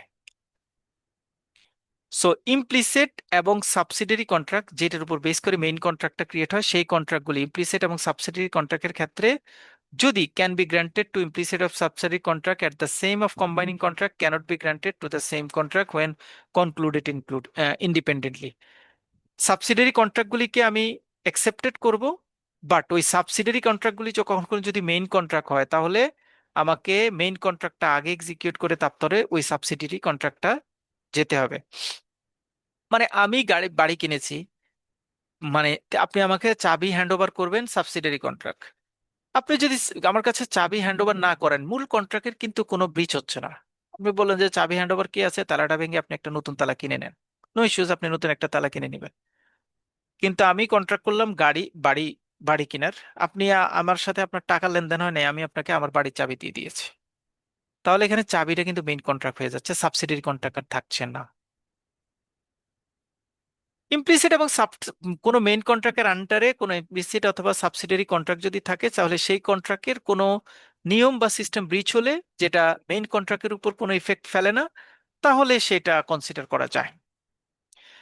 Here, implicit and subsidiary contracts refer to a contractual commitment that are not explicitly embodied in the deal agreement, or those which succeeded the original commitments of the transaction। কারণ আমি কখনো মূল কন্ট্রাক্টের মধ্যে লিখবো না যে আপনি আমাকে 30 লাখ টাকা দিলে আপনাকে এই কালারের চাবি আমি আপনাকে হ্যান্ড ওভার করবো, চাবি হ্যান্ড ওভারের কথাটা বলা হয় না। এটা ইমপ্লিসিট একটা কন্ট্রাক্ট, এটা সাধারণত হাইড করানো থাকে, এটা বলা হয় না। The concession to be granted in this case should be judged in the light of traditions, practice, and professional experience, and subjected to clearance by the Sharia Supervisory Board of the institution। মানে এই ধরনের subsidiary এবং implicit কন্ট্রাক্টকে ততটুকু পর্যন্ত আমি accept করব যতটুকু tradition, practice, professional experience অথবা শরিয়া সুপারভাইজারি বোর্ড অ্যাপ্রুভ করে, ততটুকু পর্যন্তই আমি কনসিডার করব। এর বেশি কিন্তু আমি কনসিডার করতে পারবো না। Concession granted to implicit and subsidiary contracts comprise relief from the following impermissible act. নিচের ইমপারমিজিবল অ্যাক্টগুলির ক্ষেত্রে, এগুলি ইমপারমিজিবল অ্যাক্ট, বাট এগুলি যদি নিচের কাজগুলি সাধারণত কোনো একটা কন্ট্রাক্টে থাকলে সেই কন্ট্রাক্টটা এক্সিকিউট হবে না, বাট নিচের কাজগুলি যদি কোনো ইমপ্লিসিট অর্থাৎ হিডেন কোনো কন্ট্রাক্ট অথবা সাবসিডিয়ারি কন্ট্রাক্টের ক্ষেত্রে থাকে, তাহলে ইট উইল অ্যালাউড, মানে সেখানে কনসেশন দেওয়া যায়। গারার, which affects financial contract may be overlook in implicit of subsidiary contract. গারার আপনারা সবাই জানেন, তাই না? গারার তো আমার মনে হয় কারো কোনো সমস্যা থাকার কথা না। গারার জানেন আপনারা? গারার, গারার হচ্ছে আনসার্টেনিটি। আনসার্টেনিটি গারার সাধারণত তিন রকম। একটা হচ্ছে এক্সেসিভ গারার, আরেকটা হচ্ছে মডারেট গারার, আরেকটা হচ্ছে আহ, মানে লেস গারার, হ্যাঁ, মাইনর গারার। একটা হচ্ছে এক্সেসিভ গারার, আরেকটা হচ্ছে মডারেট গারার, আর আরেকটা হচ্ছে মাইনর গারার। হ্যাঁ, মাইনর গারার। এক্সেসিভ গারার হচ্ছে যেটা এখনো আসে নাই, বাট আমি এটা সেল করে দিয়েছি, যেটা এখনো আসে নাই আমি সেটা সেল করে দিয়েছি, এই জন্য গারারকে বলা হয় এক্সেসিভ গারার। মডারেট গারার হচ্ছে আহ, যেটা আমি পেয়েছি, মানে যেটা আমার হাতের কাছে আছে, বাট এটা আমি পুরোপুরি পুরোপুরি দেখিনি, মানে পুরোপুরি দেখার আমার সুযোগ হয় নাই। এই ধরনের গারারকে বলা হয় মডার্ন, মানে মডারেট গারার।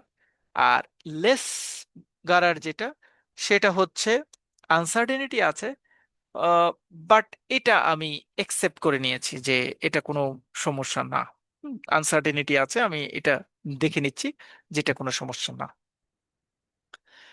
আমরা একটা কন্ট্রাক্ট করলাম, একটা গাভী আহ বাছুর হচ্ছে গাভীর গর্ভে। এই অবস্থায় আমি ওই গাভীটা বিক্রি করছি, যে গাভীর দাম 10,000, বাছুরের দাম 5,000, টোটালি গাভীর দাম হচ্ছে, গাভী এবং বাছুরের দাম 15,000। এক্সেসিভ গারার। কারণ আমরা মানে এটা কখনোই একটা আনবার্থ সিচুয়েশনকে কখনো আমরা অ্যাকসেপ্ট করতে পারি না।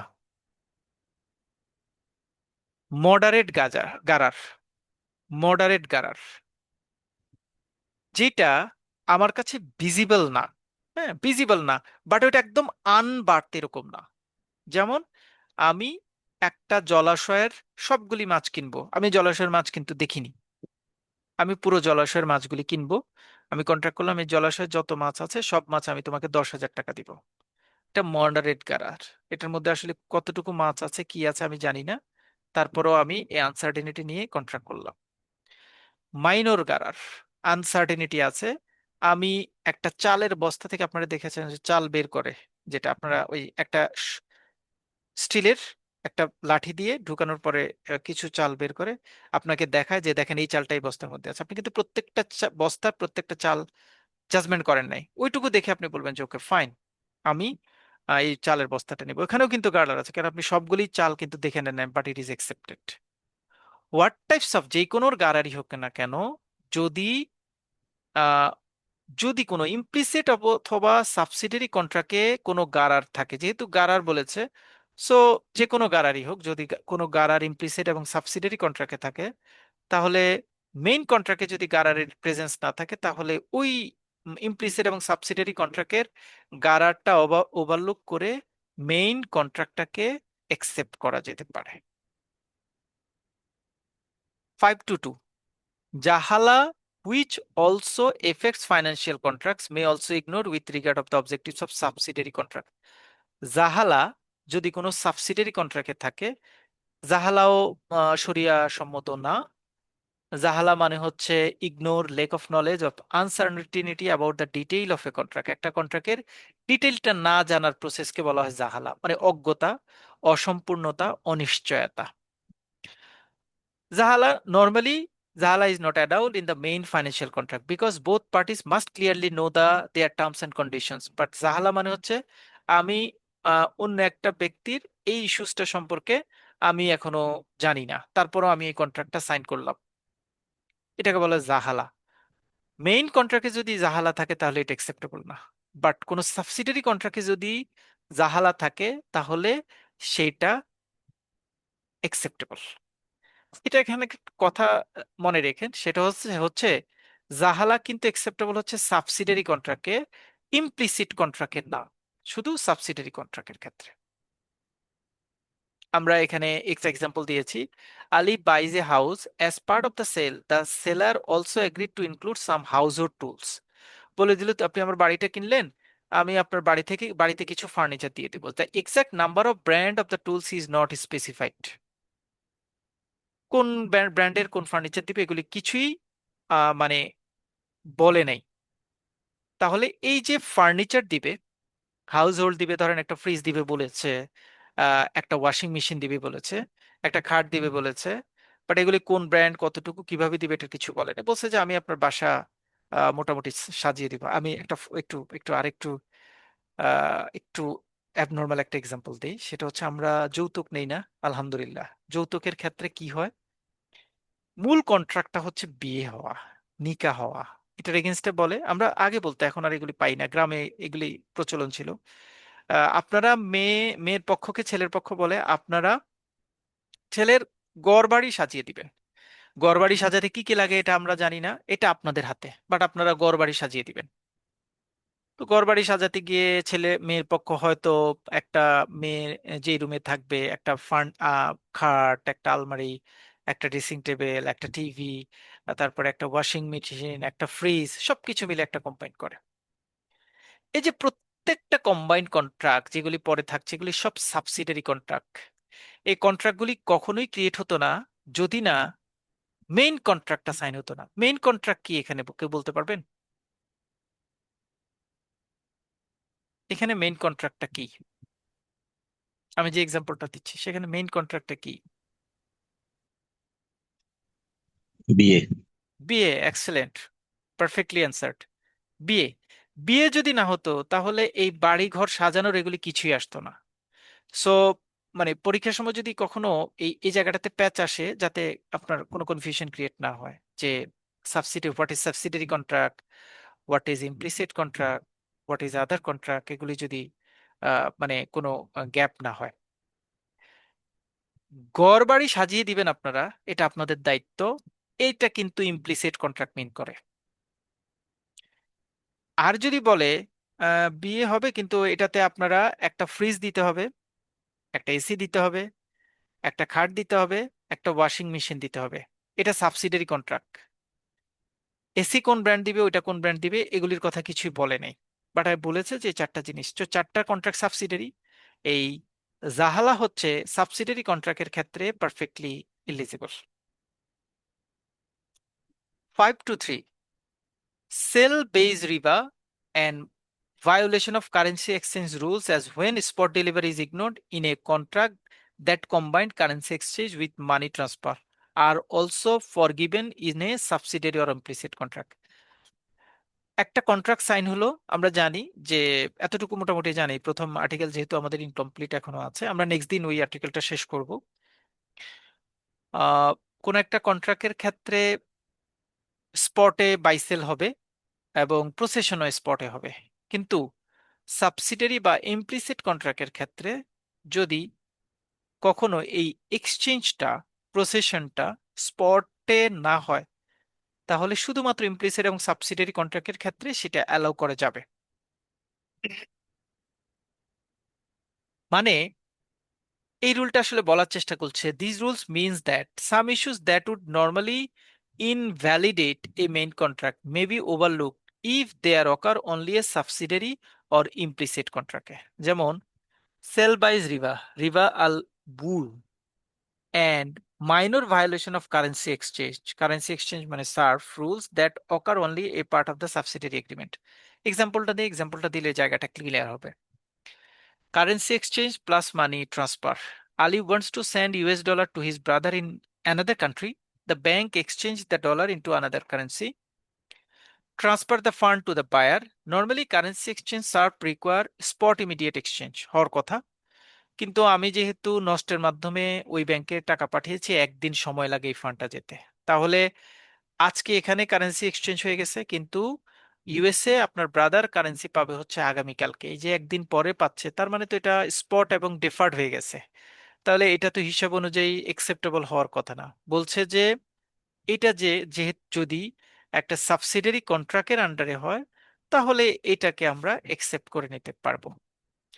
However, if there is a slight delay because the currency exchange is only incidental to the money transfer, Sharia may overlook it since the main purpose is remittance, not currency trading. Main purpose হচ্ছে এখানে আমার remittance process করা, কিন্তু currency exchange আমার আসলে main theme না। যদিও currency এক্সচেঞ্জের মাধ্যমে রেমিটেন্সটা গিয়েছে, বাট রেমিটেন্সটা যাওয়াটা হচ্ছে আমার মেইন কন্ট্রাক্ট, কারেন্সি এক্সচেঞ্জ হচ্ছে মেইন কন্ট্রাক্টের একটা পার্ট, মানে subsidiary contract.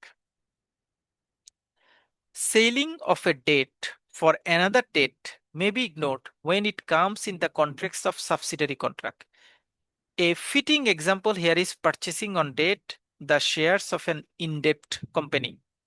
Selling of a debt for another debt may be selling, আমি একটা একটা দায় সেল করছি, ফর অ্যানাদার ডেট, অন্য একটা দায়ের জন্য, may be ignored when it comes in the context of subsidiary contract. Main কন্ট্রাক্টের বাইরে একটা সাবসিডারি কন্ট্রাক্টে যদি আমি একটা ঋণ বিক্রি করি আরেকটা ঋণের আন্ডারে, ঋণের জন্য, ঋণকে পরিশোধ করার জন্য, বা একটা ঋণের মাধ্যমে আরেকটা ঋণ ক্রিয়েট করা হয়, তাহলে সেই কন্ট্রাক্টটা যদি সাবসিডারি কন্ট্রাক্টের ক্ষেত্রে হয়, তাহলে এটা অ্যালাউবল। এটা আমরা প্র্যাকটিক্যাল একটা এক্সাম্পল দেখবো। প্রথমে ফেয়ার এক্সাম্পলটা দেখি। Buying a house with existing utility bill, এটা সাবসিডারি ডেট। আমি একটা বাড়ি কিনবো, আর এটা গাড়ির ক্ষেত্রে আমরা প্রায় দেখি, গাড়ির বিজ্ঞাপনগুলির ক্ষেত্রে দেখায় যে গাড়ির কাগজ 1 বছর ফেল। এটা আসলে বলা হচ্ছে 1 বছর গাড়ির কাগজ তৈরি করতে আপনার 40-50 হাজার টাকা লাগবে, সেটা আসলে আপনার এই গাড়ি কেনার সাথে অ্যাডেড হবে। Ali buys a house from Hasan, the Hasan has an unpaid electricity bill for $100, which Ali agrees to settle after buying the house. The main contract is sale of the house, not the sale of debt। ওই যে 100 ইউটারকার utility bill না, main contract হচ্ছে বাড়িটা sell করা। The date is only incident subsidiary, so it may be overlooked. যে আপনি বলতে পারবেন না যে আমি তো তার একটা লোন কিনে নিচ্ছি, এটার সাথে একটা বাড়ি কেনার সাথে লোন কিনে নিচ্ছি, এইটাকে বলা যাবে না আমি তার লোনটা আসলে সাবসিডিয়ারি কন্ট্রাক্ট হিসেবে আমার মূল কন্ট্রাক্টের সাথে এসছে। আমরা গাড়ির এক্সাম্পলের ক্ষেত্রে যেমন বলেছি যে গাড়ি কিনবো, একজন বললো গাড়ির কাগজপত্র ফেল আছে, তো আমি বললাম যে আচ্ছা ঠিক আছে, ফেলের জন্য কত টাকা লাগবে, এটা 40,000 টাকা লাগবে। আচ্ছা ঠিক আছে, আমি 40,000 টাকা দিব, আপনার দায়, তাহলে বলেন কন্ট্রাক্ট কি হবে। গাড়ির দাম 40,000, গাড়ির দাম 10 লাখ টাকা, ওকে আমি 10 লাখ টাকাটা দিয়ে দিলাম, তার ঋণটা অটোমেটিক আমি শোধ করে দিলাম। এই যে এখানে ঋণ শোধ করা অর্থাৎ গাড়ির যে কাগজপত্র আপডেট করার জন্য 40,000 টাকা, এটা হচ্ছে সাবসিডারি কন্ট্রাক্ট। গাড়ি হচ্ছে মেইন কন্ট্রাক্ট, গাড়ি না করলে আসলে কাগজপত্র আপনার নামে আপডেট করাটা আসলে পসিবল হবে না। সো এই টাইপের কোনো কিছু যদি সাবসিডারি কন্ট্রাক্টের ক্ষেত্রে দেখা যায়, selling of date for another date, তাহলে সেটা কনসেশন সরিয়া দেয়। Subsidiary and implicit contracts may also relieved from some prerequisites that underline the validity of contracts, such as offer and acceptance, when such relief is directedly by need or desire to achieve a permissible interest. মানে offer আমরা জানি one party makes the offer, acceptance হচ্ছে the other party's accept. Implicit এবং subsidiary কন্ট্রাক্টের ক্ষেত্রে সাধারণত offer acceptance দুইটা প্রপারিতে execution না হলেও কোনো সমস্যা নাই। For subsidiary or implicit contracts, Sharia may relax some of this formal requirement if there is a genuine need or if it helps achieve a lawful benefits. অর্থাৎ যদি অফার এন্ড অ্যাকসেপ্টেন্সটা প্রপার ওয়েতে কাজ না করে ইন ইমপ্লিসিট অথবা subsidiary কন্ট্রাক্টে, main কন্ট্রাক্টের ক্ষেত্রে যদি সেটা কোনো বাধা ক্রিয়েট না করে, তাহলে অফার এন্ড অ্যাকসেপ্টেন্স সাবসিডিয়ারি বা ইমপ্লিসিট কন্ট্রাক্টে ফেল হলেও মেইন কন্ট্রাক্টে কোনো ঝামেলা না হলে সেটাকে শরিয়া অ্যাকসেপ্টেবল হিসেবে অ্যালাউ করে। যেমন buying a car with accessories, Ali buys a car, the seller automatically includes the car keys, the owner's manual and the separate tyre. There is no separate offer and acceptance for each accessories. এগুলির জন্য কিন্তু আলাদা করে contract করা হয় না, ওই গাড়ির ভিতরেই উনি দিয়ে দিয়েছে এই তিনটা জিনিস আমি আপনাকে এডিশনালি প্রোভাইড করব।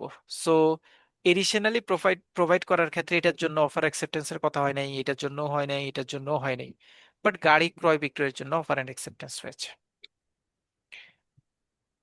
নাও we are moving point number 6, prior agreement মুয়াত্তা। স্পিকার স্যার, ইয়া, আহ বলছিলাম যে এখন তো 11:30 বাজে। তো 6 এবং 7-এ তো অনেকগুলো পয়েন্ট, এগুলো শেষ করতে মানে 11:30 বেজে যেতে পারে।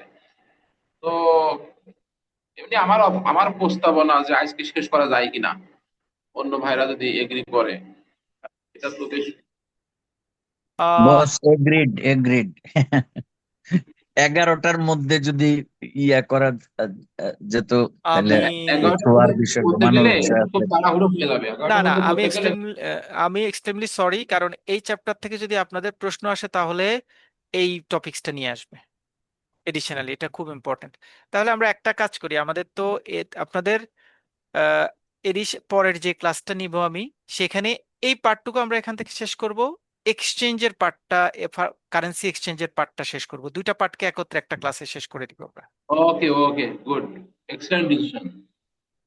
কিন্তু আপনাদের একটা কন্ডিশন আছে, সেটা হচ্ছে আপনারা নিচের অংশটুকু পড়বেন এবং এই যে এক্সট্রা যে এক্সাম্পল গুলি দেওয়া আছে সেটা পড়বেন, আর কোয়েশ্চেন গুলি আছে যেটা সেটাও দেখবেন। হ্যাঁ, কোয়েশ্চেন গুলি আছে যেটা সেটাও দেখবেন। আর আমি কারেন্সি এক্সচেঞ্জের মনে হয় শীটটা আপনাদের সাথে শেয়ার করি না এখনো, আমি শেয়ার করে দিব এটা আজকে কালকের মধ্যে। আমি মোস্ট প্রবাবলি নেক্সট মঙ্গলবারে আরেকটা ক্লাস নিব। সো ওই ক্লাসের আগে আপনারা কারেন্সির শীটটাও পেয়ে যাবেন, দুইটা শীট আপনারা কম্বাইন করবেন, দুইটা শীটের কোনো জায়গায় যদি কারো কোনো প্রবলেম থাকে সেটা অ্যানালাইসিস করবেন। প্রথম অংশটুকু অ্যাটলিস্ট সামারিটা ভালো করে দেখবেন, সামারি আগে সামারি টাইপের যে অংশটুকু আমরা এডিশনালি অ্যাড করেছি এটা একবার গো থ্রু করবেন যে হ্যাঁ আমি জিস্ট পয়েন্টগুলি বুঝতে পারছি কিনা। ঠিক আছে? ঠিক আছে, ঠিক আছে।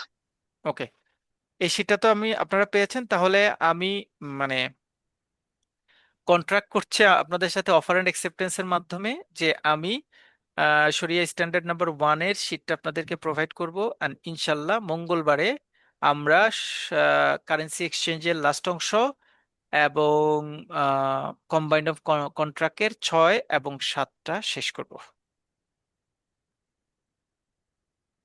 ঠিক আছে, Accepted from our part. Thank you. Thank you so much. তাহলে আজকে শেষ করলাম।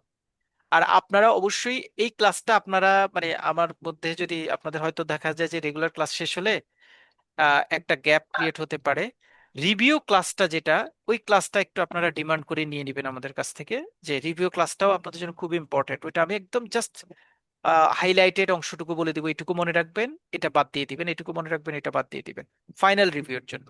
ঠিক আছে? Okay, boss. ঠিক আছে, ওকে, সবাই ভালো থাকবেন। থ্যাংক ইউ, শুভরাত্রি। আসসালামু আলাইকুম, থ্যাংক ইউ, জি থ্যাংক ইউ সো মাচ। আলহামদুলিল্লাহ, আমরা একটা ওয়ান্ডারফুল ক্লাস আমরা উপহার পেলাম। জাকির ভাইকে অন্তরের অন্তঃস্থল থেকে অনেক অনেক দোয়া এবং জাযাকুমুল্লাহু খয়রান। তো আমরা জাকির ভাইয়ের আরেকটা ক্লাস আগামী মঙ্গলবার কয় তারিখ হয় একটু বলবেন? আগামী মঙ্গলবার হয় উম, আগামী মঙ্গলবার, হ্যাঁ, 4 সম্ভবত তারিখ। 4 তারিখ, হ্যাঁ আমাদের 5 তারিখ পরীক্ষা, তো 4 তারিখ ঠিক আছে, অসুবিধা নেই। আগামী মঙ্গলবার একটা পরীক্ষা। জাকির ভাই, ওই আমরা টোটাল 60টা স্ট্যান্ডার্ডকে 3 ভাগে ভাগ করছি, first semester, second semester, third semester. Okay, তো ফার্স্ট সেমিস্টার আমাদের প্রায় শেষের পথে আর কি। জি, তারপরে ওই 5 তারিখে পরীক্ষা হবে আর কি। আচ্ছা। তারপরে 1 নম্বর স্ট্যান্ডার্ডটার এই প্রশ্ন উত্তরগুলো ওই একটু কাইন্ডলি পাঠিয়ে দিবেন, এই আর কি। তো আপনার পার্টিসিপেন্টরা আপনাকে খুব মহব্বত করে, ওনারা আপনাকে অন্তরের অন্তঃস্থল থেকে ফিল করে, তো এই জন্য আর কি আপনাকে কষ্ট দেওয়া। জি। আর ইনশাল্লাহ। এখানে যারা আছেন এই বেচটা এক্সেপশনাল বেচ, বলা চলে যে বাছাই করা যারা ওনারা এই বেচটাতে আছে, আর ওনারা ডে 1 থেকে খুবই সিরিয়াস আলহামদুলিল্লাহ। তো এই জন্য আলহামদুলিল্লাহ। তো জাকির ভাইকে আবারও অনেক অনেক ধন্যবাদ আপনাদেরকে সময় দেওয়ার জন্য। আর সাইফুল ভাই খাচ্ছে একা একা, এটা কিন্তু আমাদেরকে খাওয়াইতে হবে, একা একা খাচ্ছেন সাইফুল ভাই। ঠিক আছে, একা একা খেলে কেউ দরজা বন্ধ করে খেতে হয়, মানে ওই ইয়েটা, এই ভিডিওটা অন করে খেতে হয় আর কি, ওকে, অফ করে খেতে হয়। জি ঠিক জি, আছে, ইনশাল্লাহ সবাইকে অনেক আমরা অনেক ধন্যবাদ। আরেকটা বিষয়, আমরা আগামীকালকে ক্লাস নিব, ওই যে ইজার আর বাকি অংশ, এটা 1.5 ঘন্টার মতো লাগবে। তো আগামীকালকে আমরা 9:30টায় আমরা আগামীকালকে শুরু করবো, আর শুক্রবার রিভিউ ক্লাসটা হবে ইনশাল্লাহ ওই যে স্ট্যান্ডার্ড গুলোর। তো ঠিক আছে জাকির ভাই, আপনাকে আবারও মোবারকবাদ, জাজাকুমুল্লাহ। সবাইকে আগামীকালকে 9:30টায় ক্লাসে উপস্থিত থাকার জন্য অনুরোধ জানাচ্ছি। আর আমি লেকচার শিটটা, রেকর্ডিংটা প্রোভাইড করে ফেলবো ইনশাল্লাহ। রেকর্ডিংটা আগে যেভাবে দিয়েছি ওইভাবে দিলে তো অসুবিধা নাই, তাই না ফয়সাল ভাই? না না না, সমস্যা নাই, সমস্যা নাই, দিয়ে দিবেন। জি জি জি ঠিক আছে, সবাই ভালো থাকবেন, জি। আসসালামু আলাইকুম। ওয়ালাইকুম আসসালাম ওয়া রাহমাতুল্লাহি ওয়া বারাকাতুহু।